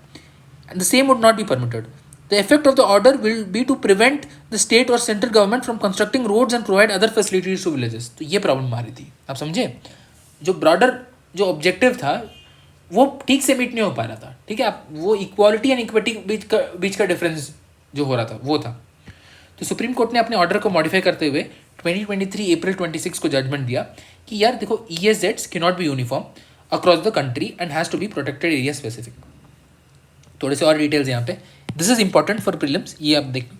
तो on Wednesday bench of justice B.R. Gavai, Vikram Nath and Sanjay Karol said that 2022 order will not be applicable. ये देखो, 2022 order will not be applicable to ESZs in respect of which draft and final notifications have been issued by the ministry. मतलब वो ESZs जिनका draft और final notification already issue हो गया है, ठीक है, मिनिस्ट्री के द्वारा, उन पे 2022 ऑर्डर नहीं अप्लाई होगा। 2022 ऑर्डर क्या था? मिनिमम 1 किलोमीटर करना ही करना है। तो ये बोल रहा है कि 2022 ऑर्डर नहीं अप्लाई होगा जिनका already draft and final notification have been issued by the ministry. And हमने अभी देखा था कि ministry has unveiled the draft notification for ESZ for Dachigam national park. तो दाचीगम नेशनल पार्क के लिए 2022 ऑर्डर नहीं अप्लाई होगा। तो ये इसी को एग्जाम्पल मान के समझ लो आप, ठीक है, ये चीज़ है। It will also not be applicable where national parks and sanctuaries are located on interstate borders or share common boundaries. Let's say कोई पर्टिकुलर नेशनल पार्क जो ऐसा है एंड ये एक स्टेट बाउंड्री है, this is a state boundary, and ये कोई national park है, तो यहाँ पर मैं 1 किलोमीटर का मैंडेट नहीं कर सकता हूँ। तो जो मेरा 2022 ऑर्डर है वो यहाँ पर भी नहीं अप्लाई होगा। 2022 ऑर्डर से आप गो बैक हियर कि 1 किलोमीटर मिनिमम ESZ होना चाहिए अराउंड प्रोटेक्टेड एरियाज, तो यहाँ पर वो अप्लाई नहीं होगा 2022 ऑर्डर, ठीक है। लेकिन 2023 ऑर्डर में यहाँ पर मैंने जो येलो से हाईलाइट किया है, but it underline that no mining would be allowed either within national parks and sanctuaries और इन 1 किलोमीटर रेडियस। 2022 में बोला गया कि यार 1 kilometre minimum around all protected areas. 1 kilometre minimum क्या? Eco sensitive zone. 2023 में बोला 1 प्रोटेक्टेड एरिया स्पेसिफिक होगा ये। We can not just equate every protected area to be the same. उन सब का एनवायरनमेंट अलग है, उन सब की नेचुरल सराउंडिंग अलग है, उनके अराउंड जो सेटलमेंट्स हैं उनका डिस्ट्रीब्यूशन अलग है, ठीक है। तो ये प्रोटेक्टेड एरिया स्पेसिफिक होना चाहिए। ESZs are protected area specific, ये 2023 ऑर्डर है। दूसरा पॉइंट क्या बोला गया? जिन ESZ का ऑलरेडी ड्राफ्ट नोटिफिकेशन इशू हो गया है या जिन ESZs का इंटरस्टेट बॉर्डर वाला चीज़ है जो मैं बता रहा था, उन पे 2022 ऑर्डर नहीं अप्लाई होगा, ठीक है। इन पे 2022 बॉर्डर नहीं अप्लाई होगा। जो लास्ट पॉइंट है वो ये है, 1 किलोमीटर हम नहीं मान रहे हैं।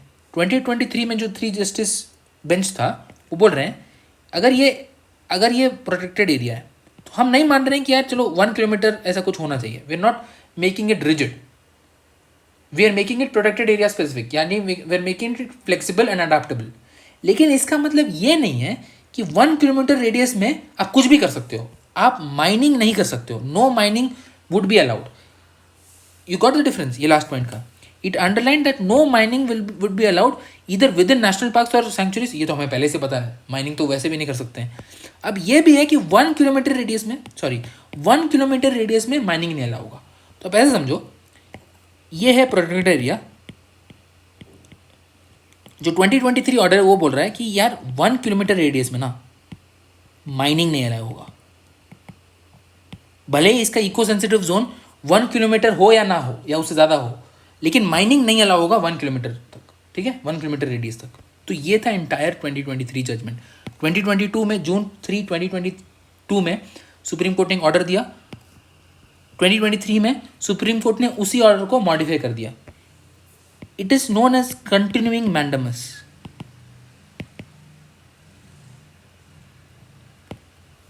ये कैसे it falls under continuing mandamus, please let me know in the comment section below. और आप मुझे बताना मैंडेमस के साथ और भी रिट्स कौन कौन सी हैं जो इंडियन पॉलिटी में है, जो हमें आर्टिकल 32 के अंदर दिया गया है, और भी रिट्स कौन कौन सी हैं, just listed down in the comments below. Alright, तो ये हो गया अबाउट इको सेंसिटिव जोन्स। तो हमने पहले समझा कि यार क्या है इको सेंसिटिव जोन्स, उनका रैशनल क्या है। National wildlife action plan के थ्रू ये आया था इसका कॉन्सेप्ट। क्यों ये कॉन्सेप्ट आया है उसको 2011 गाइडलाइंस में मिनिस्ट्री ने बताया था। The idea of eco sensitive zones is from environment protection act, and अगर इको सेंसिटिव जोन्स डिक्लेयर हो रहे हैं तो they are also being declared under the environment protection act. जो एक्सटेंट ऑफ एक्टिविटी है वो रेगुलेटेड है, और यहाँ पे सर्टन प्रोहिबिटेड एक्टिविटीज़ हैं, certain regulated and certain permitted activities हैं। एंड इसका जो बैकग्राउंड चल रहा था कि 2022 में एक जजमेंट आया कि मिनिमम 1 किलोमीटर होना चाहिए, फिर केरला एंड अदर स्टेट्स में प्रोटेस्ट हो गए, सेंटर ने भी प्रोटेस्ट किया, फिर 2023 में जाकर सुप्रीम कोर्ट ने खुद के ही 2022 वाले ऑर्डर को मॉडिफाई कर लिया। तो हम पूरा समझ चुके हैं अबाउट इको सेंसिटिव जोन्स।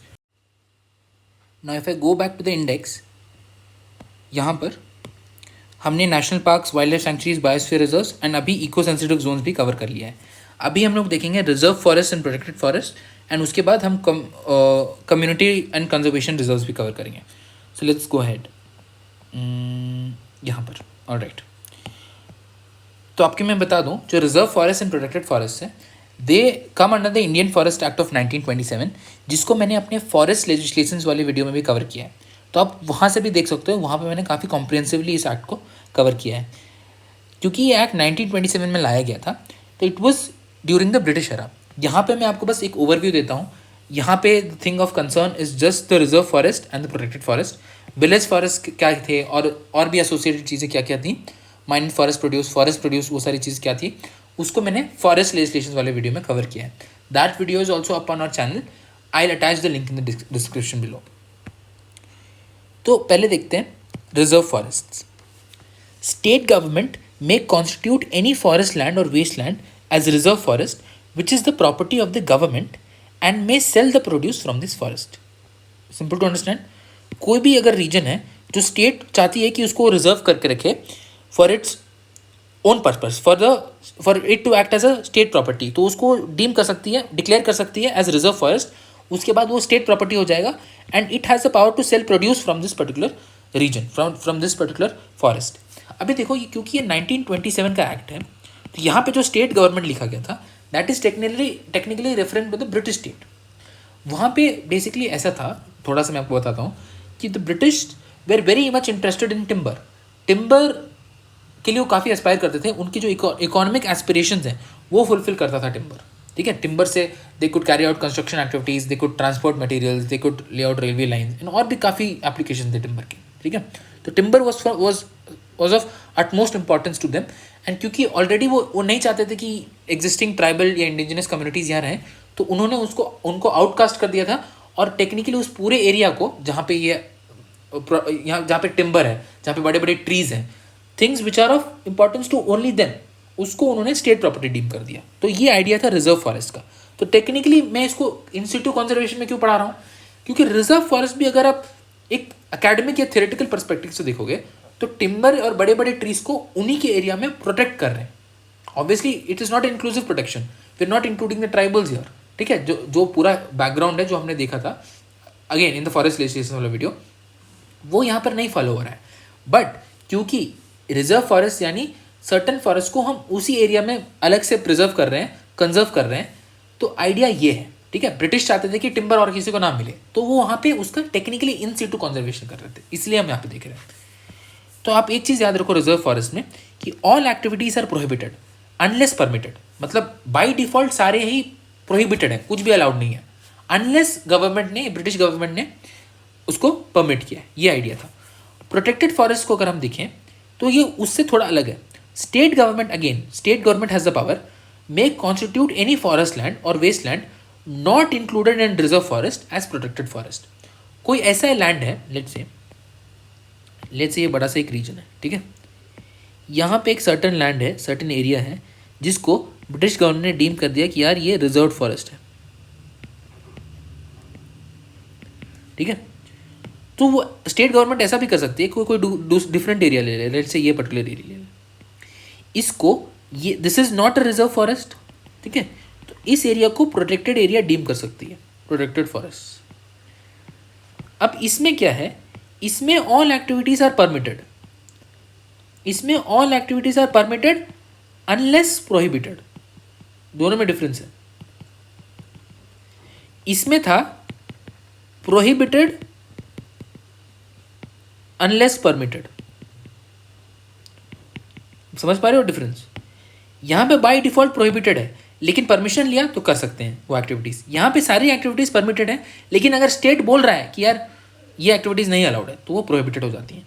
तो ये बेसिकली डिफरेंस है state forest and protected forest. This was just a passing by topic, the details of which have already been covered in the Indian forest act 1927 very comprehensively. So please go back to the video and watch if you haven't. तो ये चीज़ है। अभी will move on to conservation reserve, community reserve and secret groups करते हैं। This is interesting, so let's look at it. मैंने आपको पढ़ाया था wild life protection act, alright. Wild life protection act 1972 जो है वो 9 बार अमेंड हो चुका है इन टोटल। जो 2022 वाला रिसेंट अमेंडमेंट आया था उसको मिला के this has been amended around 9 times, ठीक है।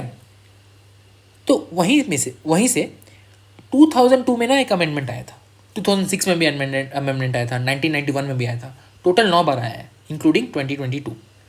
तो 2002 में जो अमेंडमेंट आया था उसमें 2 सेक्शंस ऐड किए गए थे, section 36A and section 36C, declaring statutory backing to conservation reserve and community reserve.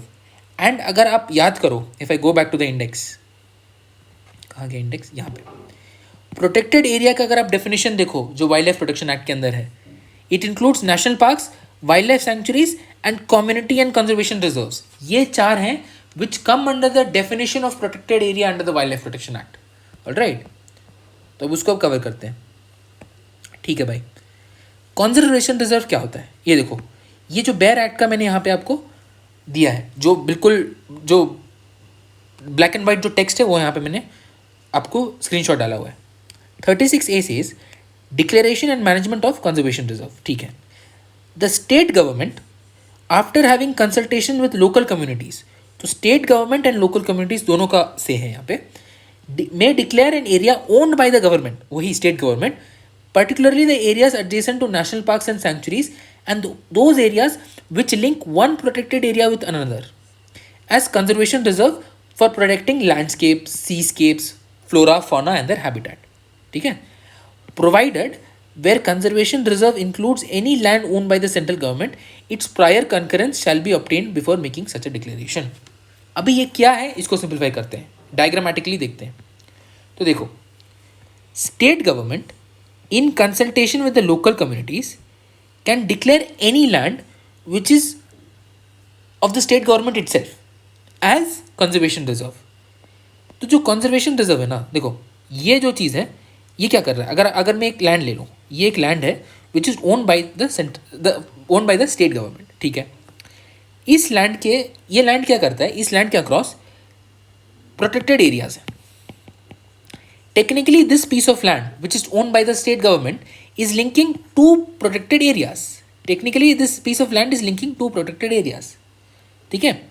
तो जो लोकल कम्युनिटीज हैं यहाँ पे, वो यहाँ पे वैसे काम करते होंगे विच is of their, which runs their livelihood, which is crucial for their livelihood, right. क्योंकि देखो ये प्रोटेक्टेड एरिया तो है नहीं, तो यहाँ पे लोकल कम्युनिटीज अपने फॉरेस्ट राइट्स एक्सरसाइज कर सकती हैं, they can claim their forest rights.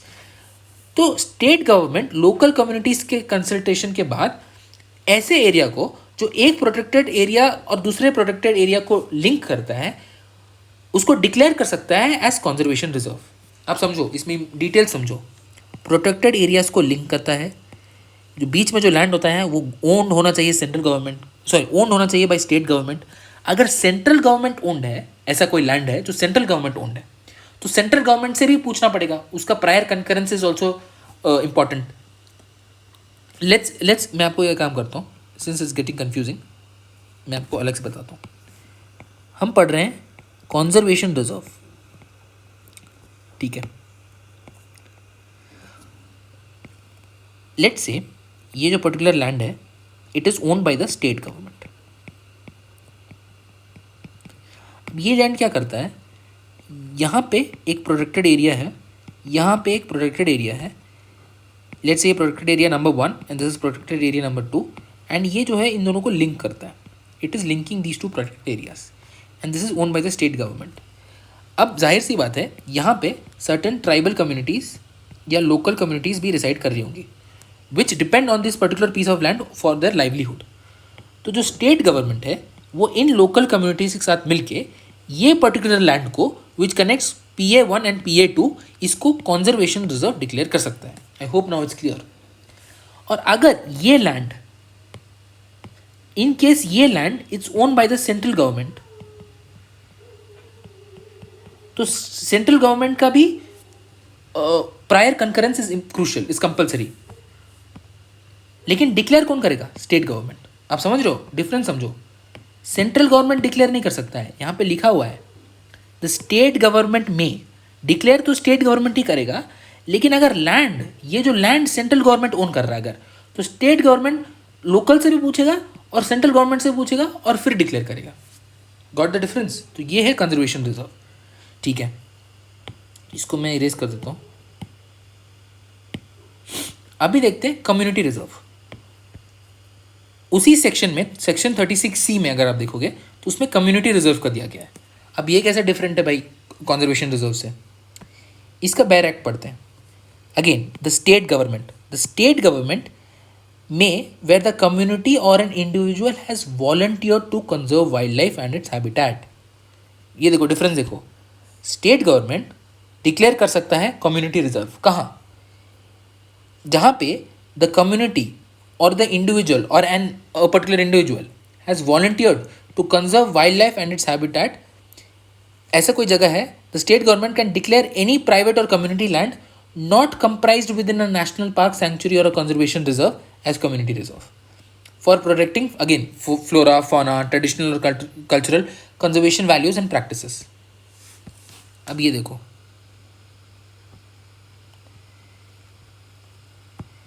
let's say ये एक प्राइवेट लैंड है, ठीक है, या तो ये किसी अकेले का लैंड है, प्राइवेट लैंड है, सर्टन लोग ही कंट्रोल करते हैं, प्राइवेट लैंड है, या कोई एंटायर कम्युनिटी इसको देखती है, ठीक है, वो कम्युनिटी लैंड है। तो स्टेट गवर्नमेंट क्या कर सकती है, अगर कोई लोकल कम्युनिटी या इंडिविजुअल वॉलेंटियर कर रहा है, यहाँ पे एरो देखो, स्टेट गवर्नमेंट कंसल्ट कर रही है यहाँ पे, और यहाँ पे लोकल कम्युनिटी या इंडिविजुअल वॉलेंटियर कर रहे हैं। डिफरेंस समझ रहे हो आप? छोटे छोटे डिफरेंसेस हैं। यहाँ पे state government in consultation with local communities बोला गया था, यहाँ पे बोला गया है लोग एरियाज वेयर प्राइवेट और कम्युनिटी लैंड, जहाँ के लोकल कम्युनिटी या an individual they volunteer to conserve wildlife and their habitat, ठीक है, ऐसा कोई जगह है, वहाँ पे state government can step in. अगर ये लोग वॉलेंटियर कर रहे हैं, the state government can step in and declare such private और community land which is not comprised with in, क्या नेशनल पार्क के अंदर नहीं होना चाहिए, वो सेंचुरी के अंदर नहीं होना चाहिए, और कोई कॉन्जर्वेशन रिजर्व भी नहीं होना चाहिए। ऐसे लैंड को वो डिक्लेयर कर सकता है as community reserve. The idea is to protect fauna flora, जो ऑब्वियसली है ही, मतलब वो जो हमने देखा था वो तो कंजर्वेशन रिजर्व भी करता है, लेकिन in along with that it also protects the traditional और cultural conservation values and practices. क्योंकि देखो यार, ये कम्युनिटी का लैंड था, ये किसी प्राइवेट का लैंड था, यहाँ पे ऐसा बात नहीं था। यहाँ पे सबसे पहले तो ये लैंड स्टेट गवर्नमेंट ओन करता था, और this land was also crucial to the local communities because they dependent on it for their livelihood. यहाँ पे क्या है कि देखो ये पूरा का पूरा कम्युनिटी लैंड है या प्राइवेटली ओन लैंड है, वो लोग वॉलेंटियर कर रहे हैं कि यार चलो हम अपना लैंड को हेल्प दे देंगे for conservation of wild life and it's natural habitat. तो ये लैंड को इन्होंने वॉलेंटियर करके बनवाया है, कम्युनिटी रिजर्व किया है। तो यहाँ पे they will protect the wild life, they also protect their own traditional cultural conservation practices and values. ये देखो डिफरेंस है। एक बार रिवाइंड करके आप ये चैप्टर में वैसे भी डाल दूंगा टाइम स्टैम्प में, तो आप इस चैप्टर को एक बार वापस देखना, ठीक है। I hope you got it now. कोई भी डाउट होगा तो please put it down in the comment below. Difference I hope आप समझ चुके हैं अभी, ठीक है। यहाँ पे मैंने आपको बेयर एक्ट्स भी दे दिया है and I have explain the entire thing. तो हमारा conservation reserve and community reserve हो गया है, ठीक है। यहाँ पे स्टेट गवर्नमेंट कंसल्ट करती है कि लोकल कम्युनिटीज़ को, यहाँ पे लोकल कम्युनिटी या इंडिविजुअल खुद ब खुद वॉलंटियर करता है एंड देन उसके बाद स्टेट गवर्नमेंट उसके प्राइवेट या कम्युनिटी लैंड को डिक्लेयर करता है एज कम्युनिटी रिजर्व, ठीक है। यहाँ पे देखो लिखा गया साफ साफ for protecting landscape, seascapes, flora, fauna and their habitat. यहाँ पे नहीं लिखा गया है कि traditional and cultural practices, conservation values, ये सब यहाँ पे नहीं लिखा गया है, लेकिन यहाँ पे लिखा गया है। क्यों लिखा गया है I hope you know now, ठीक है। ये idea. So now we have covered wild life protection act 1972 के अंदर conservation reserve and community reserve. तो ये चलो हो गया। If I go back to the index, alright, तो हमने ये वाला पार्ट भी कर लिया है, ये वाला पार्ट भी कर लिया है। We have done community reserve and we also done conservation reserves. अभी ये 3 बचे हैं एंड फिर एक्सिडू कंजर्वेशन बचा है। तो अभी सीक्रेट ग्रूव्स भी देख लेते हैं जल्दी से। Secret groves, okay. ये देखो सेक्रेड ग्रूव्स नाम से पता चल रहा है कि those groves which are sacred to a particular community और to an individual. Sacred groves are tracts of forests preserved by ancient societies on religious and cultural grounds. ये याद रखो, दे आर, वो बहुत सालों से, right from centuries, ancient societies have preserved that particular grove, ठीक है। उनको सेक्रेड मानते हैं because they have a cultural और religious significance, religious attachment. All the trees and wildlife within were venerated and protected by the communities. एक particular reason है जहाँ पे कुछ ऐसे ग्रूव्स हैं, ऐसे फ्लोरल स्पीसीज हैं जिसको कुछ कम्युनिटीज सेक्रेड मानती हैं। They attach a religious and a cultural significance to that. वो सारे ट्रीज सदियों से प्रिजर्व होते आ रहे हैं, प्रोटेक्ट होते जा रहे हैं बाई दीज कम्युनिटीज, ठीक है। Such sacred groves are found in Khasi and Jaintia hills of Meghalaya. Remember Garo, Khasi, Jaintia, right. आप अपनी ज्योग्राफी वाले मैपिंग को भी एक बार लिंक करो, ठीक है, in Meghalaya. The Aravalli hills of Rajasthan, again try to locate it on the map. The western Ghats of Karnataka and Maharashtra, the Chanda and Bastar areas of Chhattisgarh, alright. तो यहाँ पे सर्टन सीक्रेट ग्रूव्स पाई जाती हैं, और भी जगह पाई जाती हैं, but these are certain prominent examples. देखो एक चीज़ इंपॉर्टेंट है यहाँ पे, मैंने इसलिए अलग से लिखा है, वेस्टर्न घाट्स ऑफ कर्नाटका में भी सीक्रेट ग्रूव्स पाई जाती हैं, ठीक है। Western Ghats is an important topic. Western Ghats के बारे में हम एनवायरमेंट प्रोटेक्शन एक्ट जब कवर करेंगे ना तब भी देखेंगे। हमने देखा आज इको सेंसिटिव जोन या इको सेंसिटिव एरियाज, एंड हमने देखा कि यार they are declared under the environment protection act of 1986। अब ये दोनों हम समझ चुके हैं। इसका और detail specifically localize to Western Ghats and concentrated in Western Ghats, there are certain issues या certain discussions around the Gadgil panel report and the Kasturi Rangan panel report, and these both reports they deal with the eco sensitive areas का क्या extent होना चाहिए in Western Ghats, right? So Gadgil panel ने बोला कि यार इतना percentage eco sensitive zone होना चाहिए वेस्टर्न घाट्स में, फिर कम्युनिटीज ने प्रोटेस्ट कर दिया, फिर कस्तूरी रंगन पैनल ने बोला, फिर सुप्रीम कोर्ट ने इंटरवीन किया। तो ये जो कहानी है ये हम एनवायरमेंट प्रोटेक्शन एक्ट के अंदर कवर करेंगे। बट प्लीज़ रिमेंबर दिस, मैं आपको ये बता दे रहा हूँ यहाँ पे, क्योंकि sacred grooves western Ghats of Karnataka में भी हैं एंड हमने इको सेंसिटिव जोन्स भी आज ही पढ़ लिया है। तो we are well equipped with all the tools that we need to understand the entire thing around Western Ghats of Karnataka, जो इशू चल रहा था अराउंड इकोलॉजिकली सेंसिटिव एरियाज। तो अब हम वो समझ सकते हैं। Will cover that in the environment protection act वाला वीडियो जो मैं बाद में लाऊंगा। ओके, अभी यहाँ पे कुछ एग्जाम्पल्स देख लेते हैं। यहाँ पे मैंने एक इमेज दिया है, this is from Kodagu district in Karnataka. ये वाला जो रीजन है it is a sacred grove, right. तो आप यहाँ पे देख सकते हो कि how a sacred grove looks like, okay. And यहाँ पर I have attached a picture of Mr. Madhav Gadgil, जिनके रिपोर्ट हम देखेंगे when we deal with the western Ghats of Karnataka in the video on environment protection act. Okay, तो he is mister Madhav Gadgil and he is standing beside a Mahua tree. अभी महुआ जो tree है that is also an important sacred Grove. आप यहाँ पे देखो, Madhav Gadgil leans against a mahua tree protected by the people of Menda village in the state of Maharashtra. The mahua is sacred to many forest dwellers and villagers of central and eastern India, who eat its nutritious flowers and brew from these an alcohol used in religious ceremonies. तो इनके जो flowers से वो तो खाते हैं and यहाँ से they brew out a kind of alcohol which is used in their religious communities, in their religious ceremonies as well. India's forest department tends to eradicate these mahua trees, however, replacing these with commercial species.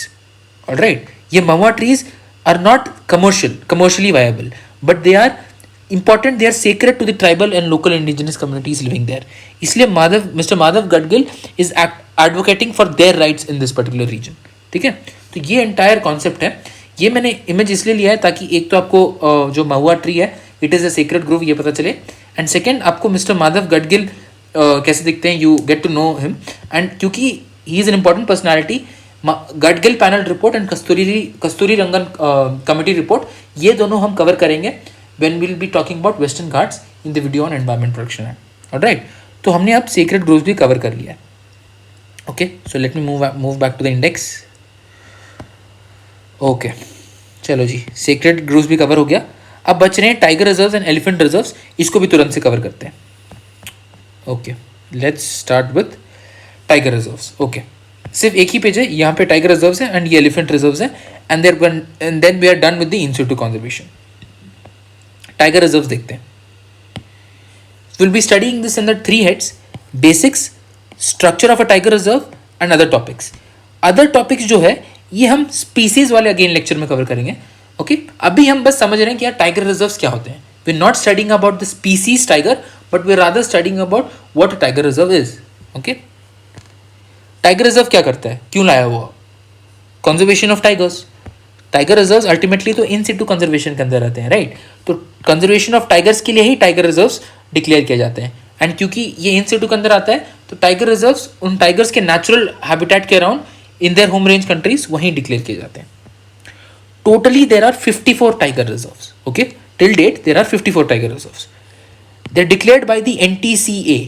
अभी NTCA के बारे में हमने थोड़ा सा wild life protection act के अंदर पढ़ा था when we were reading about important bodies. वहाँ पे हमने टाइगर कंजर्वेशन फाउंडेशन के बारे में पढ़ा था.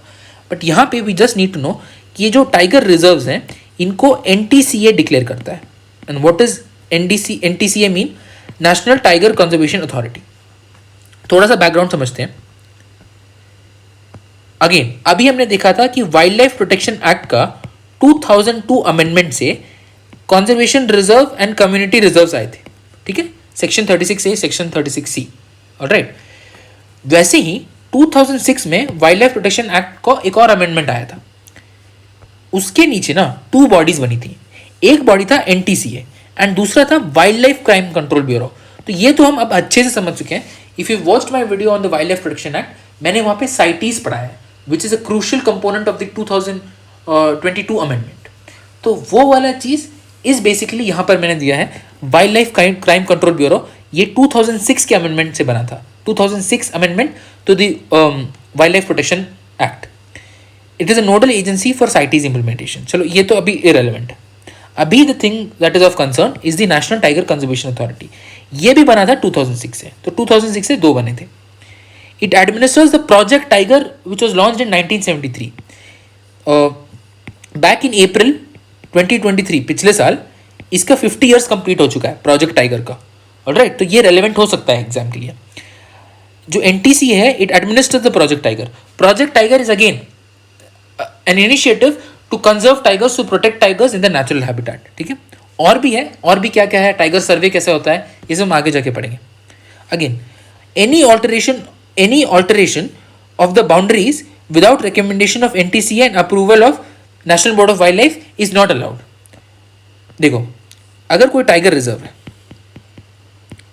ठीक है, लेट्स से कोई टाइगर रिजर्व है.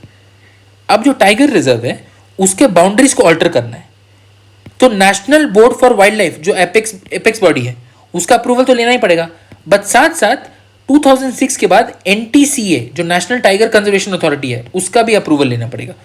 तो नेशनल टाइगर कंजर्वेशन अथॉरिटी का recommendation and approval of national board for wild life is required in order to alter the boundaries of the tiger reserve. ये है ये पॉइंट।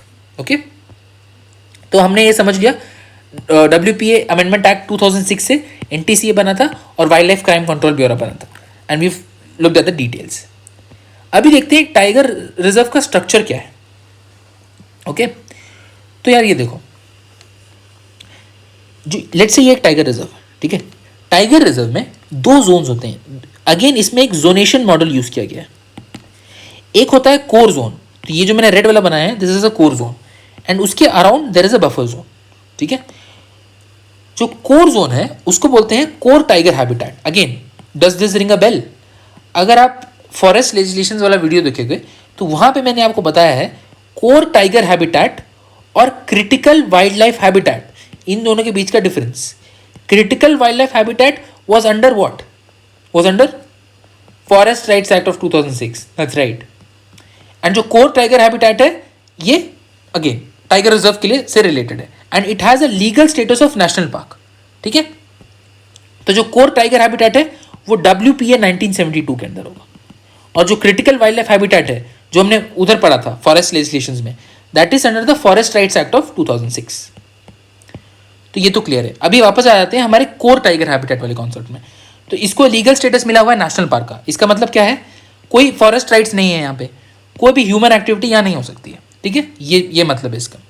बफर जोन क्या है ये देखो, the buffer zone is a peripheral area to the critical tiger habitat और core tiger habitat, providing supplementary habitat for dispersing tigers besides offering scope for coexistence of human activity tribals. तो यहाँ पे tribals को exist कर सकते हैं, यहाँ पे नहीं अलाउड है, बट उसके अराउंड यहाँ पे रह सकते हैं, ठीक है। The limits of such areas are determined with the concerned gram sabha and an expert community constituted for the purpose. अब ग्राम सभा कहाँ से आ गया? देखो भाई, ये जो एरियाज है ना वहाँ पे ट्राइबल्स जो हैं उनके फॉरेस्ट राइट्स भी इंपॉर्टेंट है। तो वो ट्राइबल्स और ये वाइल्ड लाइफ यानी टाइगर, इन दोनों के इंटरेस्ट के बीच में एक नेगोशिएट करके एक बैलेंस ढूंढने के लिए, just in order to strike a balance, ये एक मैकेनिज्म दिया गया है कि अगर ये एरिया अगर कोर टाइगर हैबिटेट डिफाइन करना है, the limits of such areas are determined with the concern of gram sabha and an expert committee, even the buffer. So core tiger habitat gets the legal status of the national park, ठीक है। And जो buffer ये है जो buffer zone है वो has to be dealt with the concern gram sabha, वही यहाँ पे लिखा है। The limits of such areas are determined with the concern gram sabha and an expert committee which will be constituted for this purpose. The Forest Rights Act passed by the Indian government in 2006 recognizes the rights of some forest dwelling communities in the buffer areas. इसलिए मैंने यहाँ पे human settlements बनाए हैं उन tribal communities के लिए. Collection of minor forest produce and grazing by tribals is allowed on a sustainable basis. ठीक है, तो ये buffer area में allowed है, but core area में कुछ allowed नहीं है, ठीक है। And आप वो याद करो the difference between core tiger habitat and critical wildlife habitat. Okay? This is the thing. अब ये हो गया। इसके अलावा there are certain other topics, जैसे हमें देखना है कि यार टाइगर्स क्या थ्रेट्स फेस कर रहे हैं। अगर आप ओवर द सेंचुरीज देखोगे तो जो टाइगर का पॉपुलेशन है 1973 के पहले तक बहुत ही ड्रास्टिकली डिक्लाइन हो रहा था। Tigers were being hunted, they were being poached. जो राजा महाराजा का जो टाइम था, even before when the kings ruled, उस टाइम पे भी they used to hunt tigers, ठीक है। It was like a spot. तो वो सब भी बहुत ऐसे रीजंस थे, that was just one reason, but ऐसे काफ़ी सेंचुरीज के थ्रू जो रीजंस हैं वो एक्यूमुलेट होके जो टाइगर्स का नंबर है वो बहुत कम हो चुका था इंडिया में। And then we brought in the project tiger which is a very successful program, ठीक है। वैसे ही प्रोजेक्ट चीता भी है, प्रोजेक्ट एलिफेंट भी है। तो ये सारी चीज़ें हम जो स्पीसीज पढ़ेंगे तब करेंगे, ठीक है। तो will read about threats to tigers there, will read about the tiger census, and will read about technology adoption in environment. तो एनवायरमेंट इन इकोलॉजी में ये जो सब्जेक्ट है, टाइगर का सेंसस मेजर करने के लिए we use a technology known as M stripes. Will read about pug marking techniques, ये सारी चीज़ें हम देखेंगे। Will read about tiger corridors, and then will read about tiger related groupings, जैसे tiger conservation foundation which has to be established by the states. Global tiger forum पढ़ेंगे, tiger task force के बारे में देखेंगे, यार ये क्या होता है। NTCA के बारे में और डिटेल में करेंगे। अभी तो हमने बस देखा basics. We'll study about the Global Tiger Initiative. We'll study about the St. Petersburg Declaration and the TX2 Award. ठीक है, TX2 के बारे में बता देता हूँ. TX2 is basically tiger times 2, मतलब डबल कर देना टाइगर का पॉपुलेशन. सिंपली आप ऐसे याद रख सकते हो. We'll read about St. Petersburg Declaration and TX2 Award या T times 2 Award. Finally, we'll also read about cats. Cats is basically conservation standards. Basically आप अभी ऐसा समझो, सिंपली ऐसा समझो कि these are basically global conservation standards for tigers. ठीक है, तो ये सारी चीज़ें जो अदर टॉपिक्स हैं ये हम स्पीसीज वाले लेक्चर में कवर करेंगे. ऑलराइट, अब यहाँ पे मैंने आपको एक छोटा सा केस स्टडी दिया है. ये आप प्रीलिम्स के लिए बस नाम याद रखना, द सोलिगास ऑफ कर्नाटका. ठीक है, ये केस स्टडी क्या है थोड़ा सा देखते हैं, फिर will move out to elephant reserve. ठीक है, the Soligas of Karnataka's Chamarajanagar district created history by becoming the first tribal community living in the core area of Tiger Reserve to get their forest rights recognized. It is a very rare and exceptional case. अभी इसका background क्या है यार, ये देखो. Soligas inhabit the peripheral forest areas of Biligiri, Rangana and Male Mahadeshwara hills. Their forest rights were recognized by the courts as they lived in the area in harmony with the nature for hundreds of years, and their way of living was not causing any harm to the tiger population. देखो, ये जो सोलिगास of Karnataka हैं ये tigers के साथ रह रहे थे in harmony for hundreds of years, and their way of living was not harming any tiger population. इसलिए they became the only community and the first tribal community to get their forest rights recognised inside the core tiger habitat. जहां मैंने आपको बोला कि कोई forest rights recognise नहीं होता, कोई ह्यूमन एक्टिविटी नहीं अलाउड है, लेकिन सोलिगास ऑफ कर्नाटका वेर अलाउड. क्या हुआ था, एक बैकग्राउंड देखते हैं. तो 1974 में क्या हुआ था, the BR hills, the Biligiri Ranganath Swami temple area was declared as the BRT wildlife sanctuary. The government evicted many Soligas and relocated them to nearby plains. In January 2011, the sanctuary was declared as a tiger reserve, and the forest officials restricted access and collection of non-timber forest produce. Non-timber forest produce as in minor forest produce. क्यों? क्योंकि 2011 में, जनवरी 2011 में sanctuary को declare कर दिया गया था as a tiger reserve. ठीक है, the forest officials they restricted access and collection of non timber forest produce. Okay, लेकिन उसी साल अक्टूबर 2011 में when the court ruled in favour of Soligas, मतलब उन्होंने बोला कि यार ऐसे आप इनको एविक्ट नहीं कर सकते हो, since they are living in harmony with the tigers since 100 of years, तो इसलिए आप they must be allowed to stay there. ठीक है, when the court ruled in favor of Soligas and secured their rights to habitat and non-timber forest produce collection, it was a huge win for the community, especially for those dependent on the forest for livelihood. The court ruling granted community forest rights, including right of access and ownership of minor forest produce, fishing, grazing, and cultural practices, besides the right to conserve and manage the forest. About 25 village panchayats were granted community forest rights, including collection of again minor forest produce, maintenance of lakes within the reserve. तो ये जो community forest rights क्या होता है, individual forest rights क्या होती हैं, ये सारी चीज़ें हमने अपने फॉरेस्ट राइट्स एक्ट वाले वीडियो में देखा था, which is in the forest legislations वाला section in the video. Okay, तो ये हमने एक बैकग्राउंड देख लिया कि कैसे 1974 में उसको सेंचुरी बनाया गया था, फिर जनवरी 2011 में जो गवर्नमेंट है उसको टाइगर रिजर्व डिक्लेयर कर दिया था. तो टाइगर रिजर्व डिक्लेयर कर दिया तो वहाँ पे कोर टाइगर एरिया भी आ जाएगा, तो वहाँ से इन लोगों को एविक्ट कर दिया गया था. But in October 2011 the court ruled in favour of Soligas and they allowed Soligas to stay in the core tiger habitat also. आप याद रखना, Soligas of Karnataka are the first and the only tribal community to get their forest rights recognised within the core tiger area. ठीक है, ये चीज़ है. जैसे मैंने आपको बताया 50 years ऑफ प्रोजेक्ट टाइगर हो चुके थे. प्रोजेक्ट टाइगर स्टार्ट हुआ था at Corbett national park, Jim Corbett national park, वहाँ पे स्टार्ट हुआ था. Right, tiger reserve spread over 75,000 square kilometer area. India has more than 3,000 tigers in 53 tiger reserves. India accounts for 70% of the world's wild tiger population. तो देखो, project tiger is so crucial for us. We are home to 70% of the world tigers. कितने tigers होते हैं, कितने type के tigers होते हैं, अगर आप याद करो तो पार्ट 1 में मैंने आपको नैंगडोंग टाइगर जो एक्सटिंक्ट हो गया उसके बारे में बताया था, मॉडर्न साइबेरियन टाइगर के बारे में बताया था. There is something known as royal Bengal tiger as well. तो ऐसे जो टाइप्स ऑफ टाइगर्स हैं और उनसे रिलेटेड जो अदर टॉपिक्स हमें पढ़ने हैं, ये will study when will be studying the species section. Alright, तो ये हो गया about tiger reserve. Tiger reserves करने के बाद अभी हम आगे बढ़ते हैं एंड हम कवर करते हैं एलिफेंट रिजर्व्स, जो इन सिटू कंजर्वेशन का लास्ट टॉपिक है। ऑलराइट, तो इसको हम पहले बेसिक्स कवर करेंगे एंड सर्टन इश्यूज देखेंगे about elephant reserves. So let's see. देखिए, हमने again Asian and African elephant के बारे में देखा था। जो लेक्चर में मैंने आपको पढ़ाया था, I thought you something known as genetic diversity in under the section of levels of biodiversity.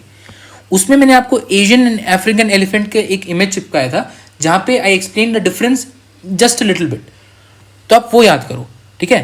There is both are elephants, both belong to the same species, but there are genetic differences. There is a difference in genetic makeup, hence exhibiting genetic diversity. तो Asian and African elephant होते हैं, और भी कौन कौन से species होते हैं उसके बारे में हम देखेंगे, ठीक है। तो आइडिया क्या है एलिफेंट रिजर्व्स का? Again, to protect elephants, their migration routes and address issues related to man animal conflict and ensure that welfare of elephants in captivity is taken care of. ठीक है, प्रोटेक्ट एलिफेंट्स, उनके migration routes, उसके लिए elephant corridors होते हैं। अगर elephants जा रहे हैं एक जगह से दूसरी जगह, उसके लिए हम we establish something known as elephant corridors which will study when we map out important elephant reserves. ठीक है, वो सारा चीज़ हो गया। To prevent any man animal conflict, to ensure the welfare of elephants held in captivity. तो ये सारे चीज़ के लिए we have brought out the idea of elephant reserves. Currently there are 33 elephant reserves in the country and 16 ऐसे states हैं जहां पे एलिफेंट्स फ्रीक्वेंटली साइट किए जाते हैं।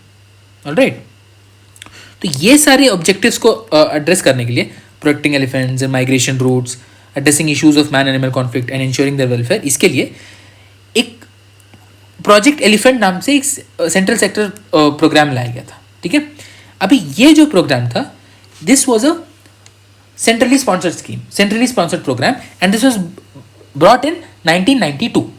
इसके और भी जो डिटेल्स है ये will study when will be studying about species. जैसे मैंने आपको टाइगर का बताया, same applies to this also. ठीक है, तो प्रोजेक्ट एलिफेंट के बारे में will read, similarly project tiger के बारे में ऑल्सो विल रीड। ओके, तो बेसिक्स तो हम समझ गए क्या, ठीक है, क्या क्या चीज़ के लिए लाया गया। Let's look at certain issues. Issue सबसे बड़ा एलिफेंट रिजर्व का ये है कि they are not notified under any law. जिसे अगर आप देखोगे, टाइगर रिजर्व जो है ना, उनका जो कोर एरिया है उसको भी स्टैट्यूटरी बैकिंग मिला हुआ है under wild life protection act, अभी हमने देखा। लेकिन एलिफेंट रिजर्व, पूरे रिजर्व का कोई स्टैट्यूटरी बैकिंग नहीं है। ठीक है, अगर कोई स्टैट्यूटरी बैकिंग नहीं है, इसका मतलब क्या है? वो एक्टिविटीज जो बाकी वहां पे प्रोटेक्टेड एरियाज में नॉट अलाउड थे, वो एलिफेंट रिजर्व में आप कर सकते हो। तो ये प्रॉब्लम है, इससे तो एलिफेंट्स को बहुत थ्रेट है। ऑलराइट, तो ये एक चीज है, this is a problematic thing because elephant reserves do not have any sort of statutory backing.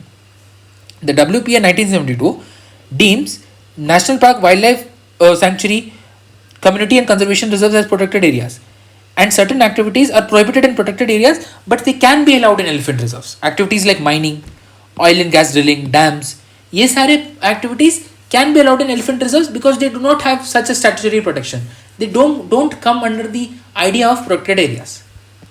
ठीक है, ये चीज़ है। तो ये इश्यू हो गया। तो हमने एलिफेंट रिजर्व्स के बारे में देखो, अभी के लिए बस दो चीज़ जाना। क्या पहले तो हमने देखा Asian versus African elephant, try to recall from that video वो इमेज से कि वो क्या था, what was the difference, something about the tusk, something about the ears, something about the size as well. Alright, क्यों लाया गया एलिफेंट रिजर्व, ये हमने देखा। ये सारे ऑब्जेक्टिव्स को मीट करने के लिए प्रोजेक्ट एलिफेंट लाया गया था इन 1992, ये हमने देखा। There were 33 elephant reserves which are declared. Okay, and 16 states ऐसे हैं जहाँ पे frequent sighting of elephant reserve हुआ है। तो ये एक चीज़ है, एंड इश्यूज हमने देख लिया। अगर आप एलिफेंट रिजर्व देखोगे तो आप देख सकते हो there are certain areas where a lot of elephant reserves are concentrated. यहाँ पे एलिफेंट रिजर्व्स कॉन्सेंट्रेटेड है, यहाँ पे भी एलिफेंट रिजर्व्स कॉन्सेंट्रेटेड है, एंड यहाँ पे नॉर्थ ईस्ट में भी कॉन्सेंट्रेटेड है। तो south India, eastern India, in certain areas of यहाँ पे UP, right, in certain areas of UP and Uttarakhand, and in the north east India, यहाँ पे एलिफेंट रिजर्व्स कॉन्सेंट्रेटेड है। टोटली 33 एलिफेंट रिजर्व्स हैं, एंड एलिफेंट का जो पॉपुलेशन है India में that is around up to maximum 31,000। तो ये हो गया about elephant reserves. Elephants as a species के बारे में will study again in the species वाला सेक्शन। ऑलराइट, तो अब आगे बढ़ते हैं। चलो, एलिफेंट रिजर्व्स करने के बाद अभी we move to the topic of ex situ conservation, जो इस लेक्चर का लास्ट टॉपिक है, राइट। तो इससे पहले हम अपने इंडेक्स वाला एक बार देख लेते हैं यहाँ पर, ओके। तो अभी हमने टाइगर रिजर्व्स भी देख लिया और एलिफेंट रिजर्व्स भी देख लिया। इसके साथ we have covered entirety of the in situ conservation वाला सेक्शन। अभी will cover the ex situ section, जो relatively compare to in situ section काफ़ी छोटा है, but nonetheless this is also important both for exam and in reality as well, okay. देखो आप याद रखना, in situ conservation and ex situ conservation दोनों के अपने अपने इंपॉर्टेंस हैं, both are important for biodiversity conservation, alright. तो अभी हम एक्सी2 कंजर्वेशन करते हैं, फिर मैं आपको थोड़ा सा कंक्लूडिंग रिमार्क्स दूंगा, I will give you updates on upcoming lectures and then will close the lecture. So let's move forward, let's start the एक्सी2 कंजर्वेशन। बस इतना ही है एक्सी2 कंजर्वेशन, थोड़े बहुत एग्जाम्पल्स, थोड़े बहुत प्लेसेस के नाम, and we are good to go. तो इसमें विल स्टडी एक्सी2 conservation like herbarium, botanical gardens, captive preservation, zoos और zoological parks, seed vaults, DNA और gene banks, alright। तो ये सारे हेड्स के अंदर हम एक्सी2 कंजर्वेशन को समझेंगे, ओके। तो लेट्स स्टार्ट विथ हर्बोरियम। हर्बोरियम क्या होता है? It is basically an area जहाँ पे आप प्लांट स्पीसीज को या प्लांट के जेनेटिक रिसोर्सेज को प्रिजर्व करते हो या कंजर्व करते हो, obviously outside the natural habitat. अभी ये क्या है? This is a locker room belonging to the Cardiff university in south Wales. अभी अगर आप इन लॉकर्स को खोलोगे एंड उनके अंदर के जो ग्रे फाइल्स को निकालोगे तो you will find something like this. ये दिख रहा है? This is what a herbarium is. यहाँ पे आप देख सकते हो हर्बेरियम ब्रिटानिकल, this is a herbarium. And यहाँ पर आप प्लांट स्पीसीज को स्टोर करके रखते हो। देखो यहाँ पे सर्टेन नोट्स अटैच्ड हैं, and if you look at its note here, ये देखो डेट ऑफ कलेक्शन लिखा हुआ है, ये डेट ऑफ एंट्री लिखा गया 1929।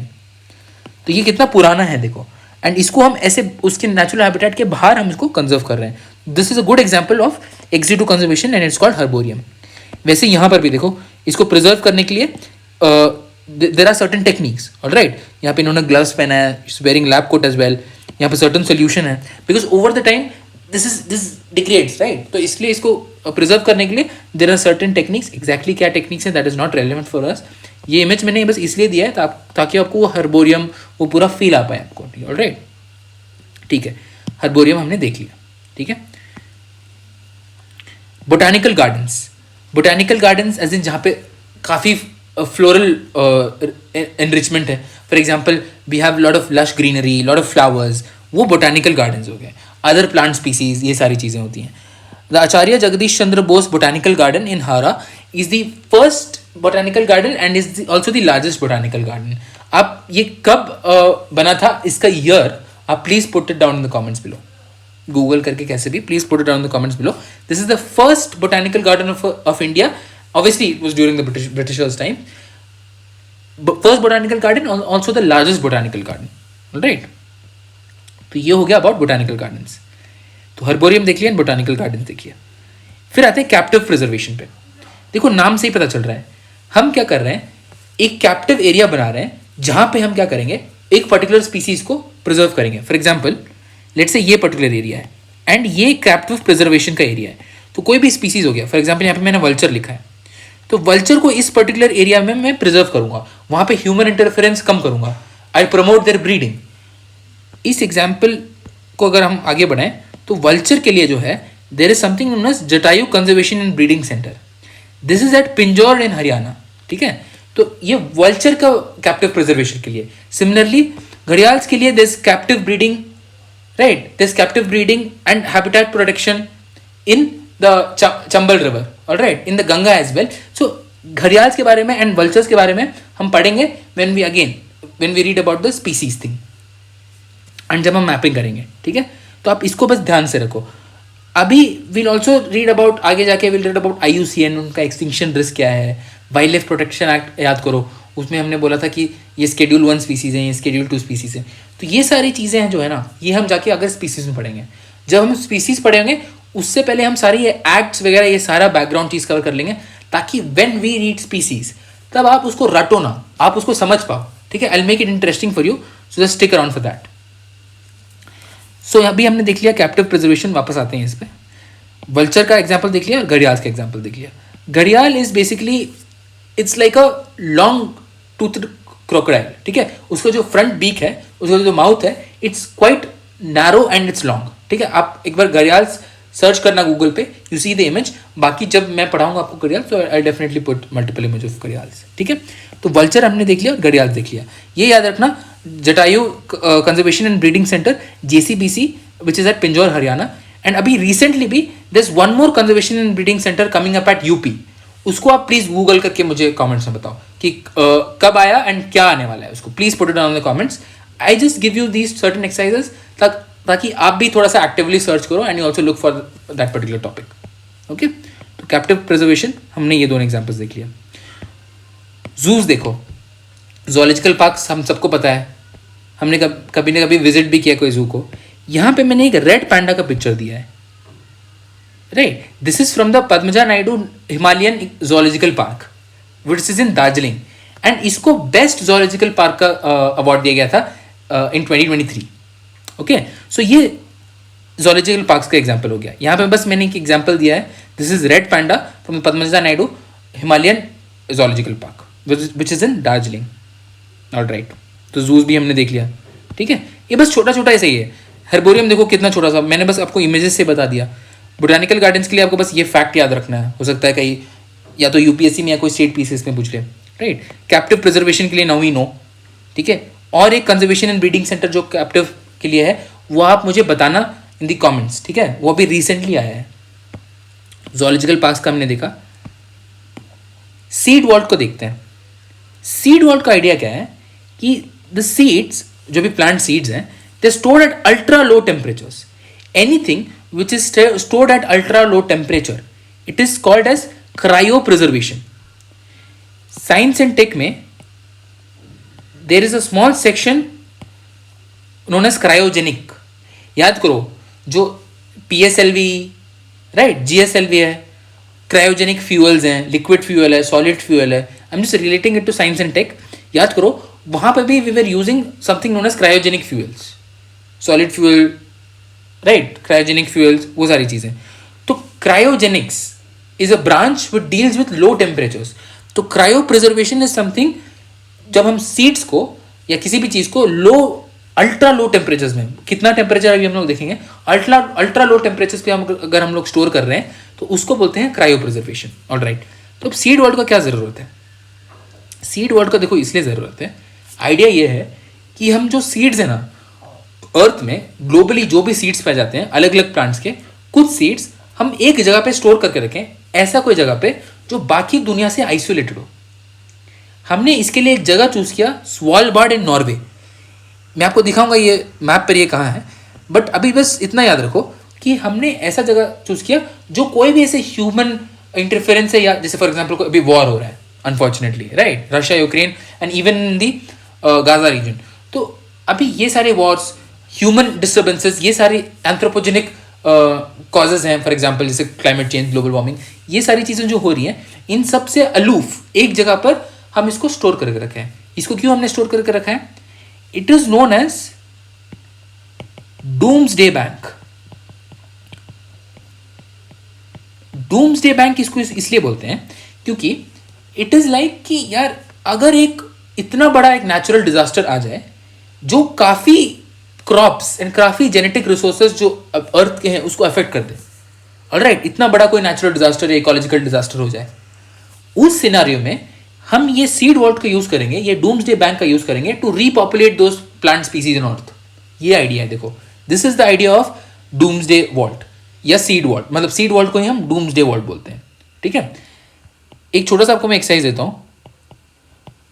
डूम्सडे क्लॉक करके एक चीज होता है, इसको आप यूट्यूब में गूगल करके देखना। आई थिंक वॉक्स का कोई वीडियो होगा, उसको देखना, it's an interesting video. Doomsday clock के बारे में हम पढ़ेंगे क्लाइमेट चेंज में, ठीक है, इसके बारे में हम क्लाइमेट चेंज में पढ़ेंगे। डूम्सडे वॉल्ट हम यहां पढ़ रहे हैं, okay. World's largest seed vault कहां पर है? It's at a place called Svalbard which is part of Norway. मैं आपको मैप में दिखाता हूं। तो ये है हमारा यूरोप। यूरोप में दिस इज नॉर्वे, ठीक है, दिस इज नॉर्वे का कैपिटल ऑस्लो। अगर आप यहां से ऊपर जाओगे तो यहां पे स्वालबार्ड है। This is Svalbard which is a part of Norway, ठीक है। लॉन्गेरबियन इसका कैपिटल है and this is the region that I was mentioning. It is deep down in the Arctic Ocean. ठीक है. And also one more fact, this is the northernmost point that you can fly in any scheduled flight अभी जो मिलती है. ठीक है, northernmost point of the planet that you can fly. तो इसलिए इसको अलूफ रखा गया बिकॉज मैंने आपको रीजंस बताए क्यों. ठीक है. अभी जैसे ग्लोबली एक सीड वॉल्ट है जहां पे इंडिया ने भी कंट्रीब्यूट किया. आप याद रखो, ऑलमोस्ट हर कंट्री से उनके एंडेमिक जो प्लांट स्पीसीज हैं और भी जो स्पीसीज हैं उनके सीड्स को यहां पे स्टोर किया गया है इन स्वालबार्ड इन नॉर्वे. ठीक है. इंडिया का खुद का एक सीड वॉल्ट. ठीक है, इंडिया का खुद का एक सीड वॉल्ट है. ये है located at Changla in Ladakh. ठीक है. अब Changla is a very interesting location. Does it ring any bell? Changla pass होता है एक. प्लीज मुझे अगेन कमेंट सेक्शन में बताना कि चांगला पास कहां पर है और किस किस को कनेक्ट करता है. ठीक है, वेरी इंपॉर्टेंट एक्सरसाइज, ज्योग्राफी के लिए इंपॉर्टेंट हो सकता है. तो प्लीज मुझे बताना कि चांगला पास कहां पर है. ठीक है, कहां पर लोकेटेड है एंड कौन से दो रीजन्स को कनेक्ट करता है. Also interestingly, Changla is the place where we have the world's highest R&D centre. अपना जो DRDO है, राइट, DRDO का जो R&D सेंटर है, it is located 17,000 feet above mean sea level at Changla in Ladakh. तो ये देखो, ये दो इंपॉर्टेंट पॉइंट्स हो गए. ऑब्वियसली ट्रिविया पॉइंट्स हैं, आप इनको याद रखो. Changla pass is relevant for geography and ये अगेन साइंस एंड टेक में के लिए इंपॉर्टेंट हो सकता है. ये बस बेसिक जनरल नॉलेज के लिए भी रेलिवेंट. तो चांगला लद्दाख इज अ प्लेस जहां पे इंडिया का खुद का सीड वॉल्ट है. Global seed vault is at Svalbard in Norway which is the world's largest seed vault. ठीक है. यहां पे देखो, मैंने एक इमेज अटैच किया है. I found it interesting. Svalbard global seed vault. The seed vault safeguards duplicates of 1 million, 0.2 million, 1.2 million seed samples from almost every country in the world, with room for millions more. और भी millions के लिए जगह है यहाँ पे. Technically, if you read this, जहाँ से मैंने उठाया है, this I took it from a online website only. वहाँ पर दिया गया था कि it has place for around 2.5 billion seeds. ठीक है. तो there's room for millions more. Its purpose is to back up gene bank collections to secure the foundation for our future food supply. All right. तो ये देखोगे तो ये mountain है. This is Svalbard. यहाँ माउंटेन है. ऑब्वियसली इट्स इन आर्टिक, तो इसलिए पूरा आइस से कवर्ड है. ये जो सीड वॉल्ट है उसका एंट्रेंस है. This goes more than 100 metres into the mountain and वहां पे भी फ्लोर्स हैं. वहां पे जाके स्टोर्ड है सारी seeds. Alright. This has a 4.5 million variety of seeds का कैपेसिटी. ये वैरायटी बोल रहा हूं मैं. हर पैक ऑफ सीड्स में आप मिनिमम 500 सीड्स यहाँ पे स्टोर करके रखते हो. तो 500 टाइम्स 4.5 मिलियन, इतना इसका कैपेसिटी है in terms of number of seeds. और ऑप्टिमल टेम्परेचर जो सीड्स को स्टोर करने के लिए यहाँ पे मेंटेन किया जाता है, that is -18 degree Celsius. Alright. तो this is all about Svalbard global seed vault. ये इसका एंट्रेंस है, but it goes 100 metres, more than 100 metres deep into the mountain. तो ये हमने पूरा कुछ देख लिया about seed vaults. Alright. Finally आ जाते हैं, जैसे हमने सीड के लिए एक वॉल्ट बनाया था वैसे ही DNA या जीन बैंक में बना रहे हैं. ठीक है. ये देखो, इसके लिए we have LACONS. LACONS means laboratory for conservation of endangered species. LACONS is everything that is to be read under DNA gene banks. तो इसको यहीं से पढ़ लेते हैं. ठीक है. Let's study. I have taken from the official website of CCMB. Effective conservation measures include both in situ habitat preservation, species protection and ex situ conservation. मैंने आपको बताया था कि ex situ and in situ दोनों important होते हैं. In order to support both these measures using biotechnological tools,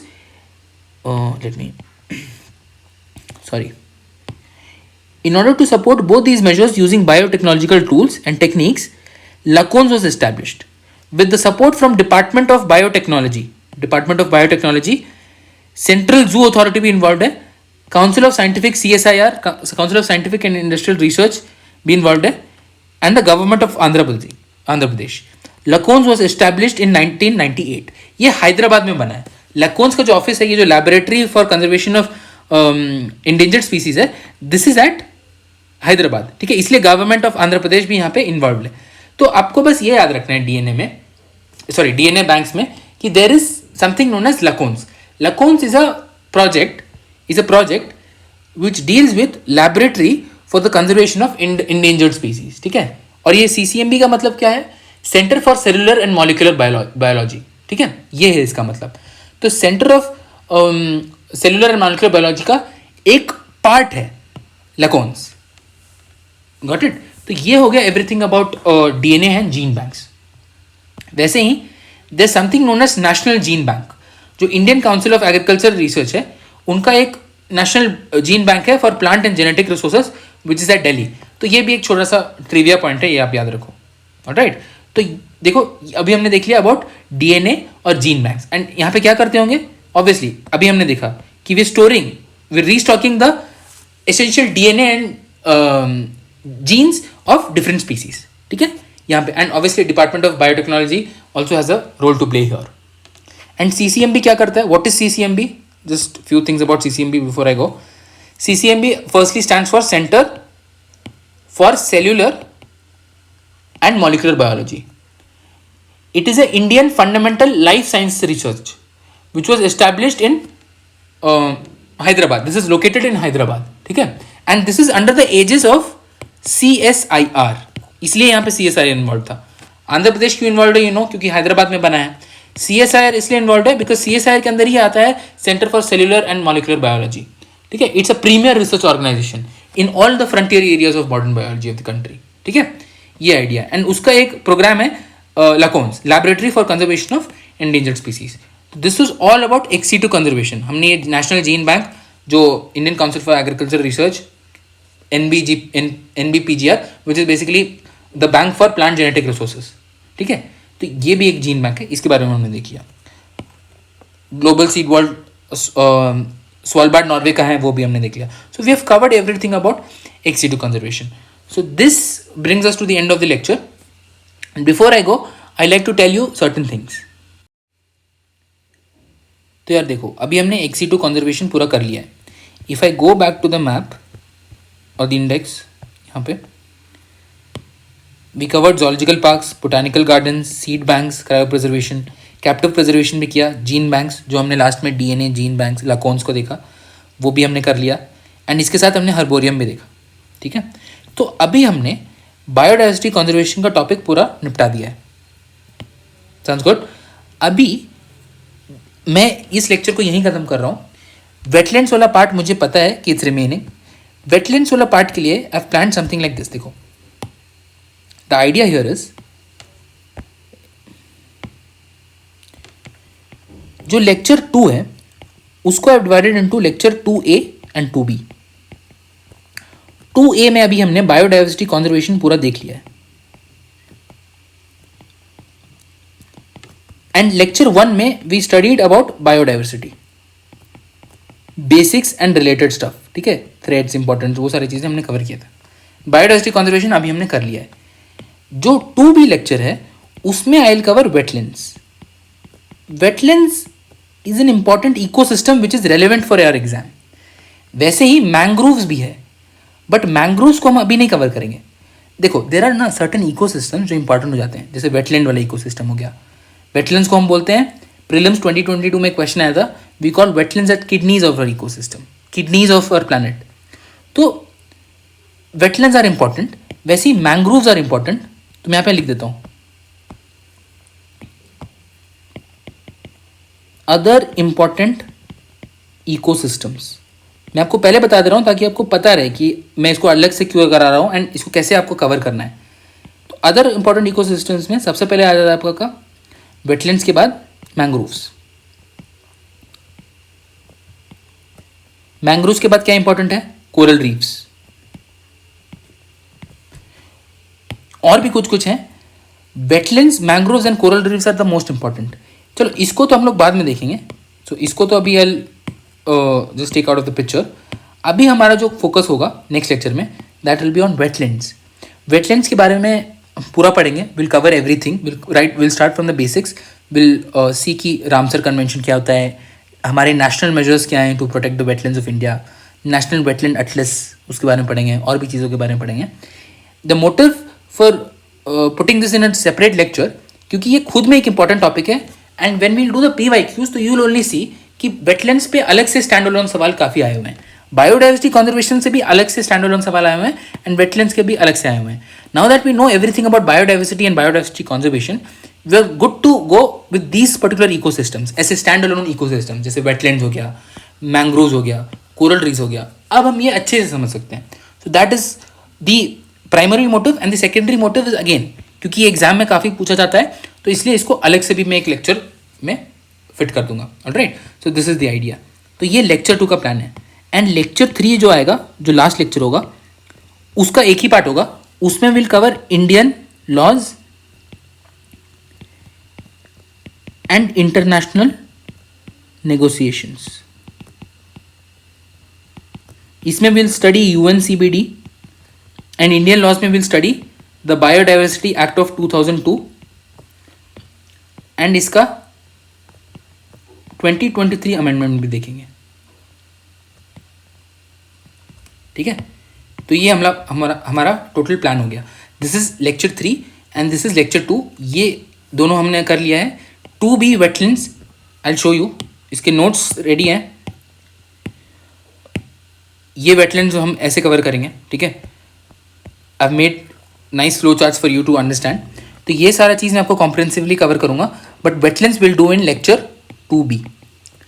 सो आज के लिए बस इतना ही। We cover till XU2 conservation. I hope आपको बायोडाइवर्सिटी कंजर्वेशन का पूरा टॉपिक समझ में आया होगा। If you have any doubts please feel free to comment below. जो भी आपको डाउट्स हैं, जो भी आपके रिक्वेस्ट हैं, please feel free to comment below. And अलग से जो भी अपडेट्स हैं एनवायरनमेंट के, मैं टाइम टू टाइम छोटे वीडियोज़ लाते रहूँगा under like 1.5 minute, just to tell you कि what I am working on and अभी कौन सा चल रहा है, नेक्स्ट वीडियो क्या पाइपलाइन में है। Alright, so that is all for today guys. Have a lovely day and I'll see you in the next one.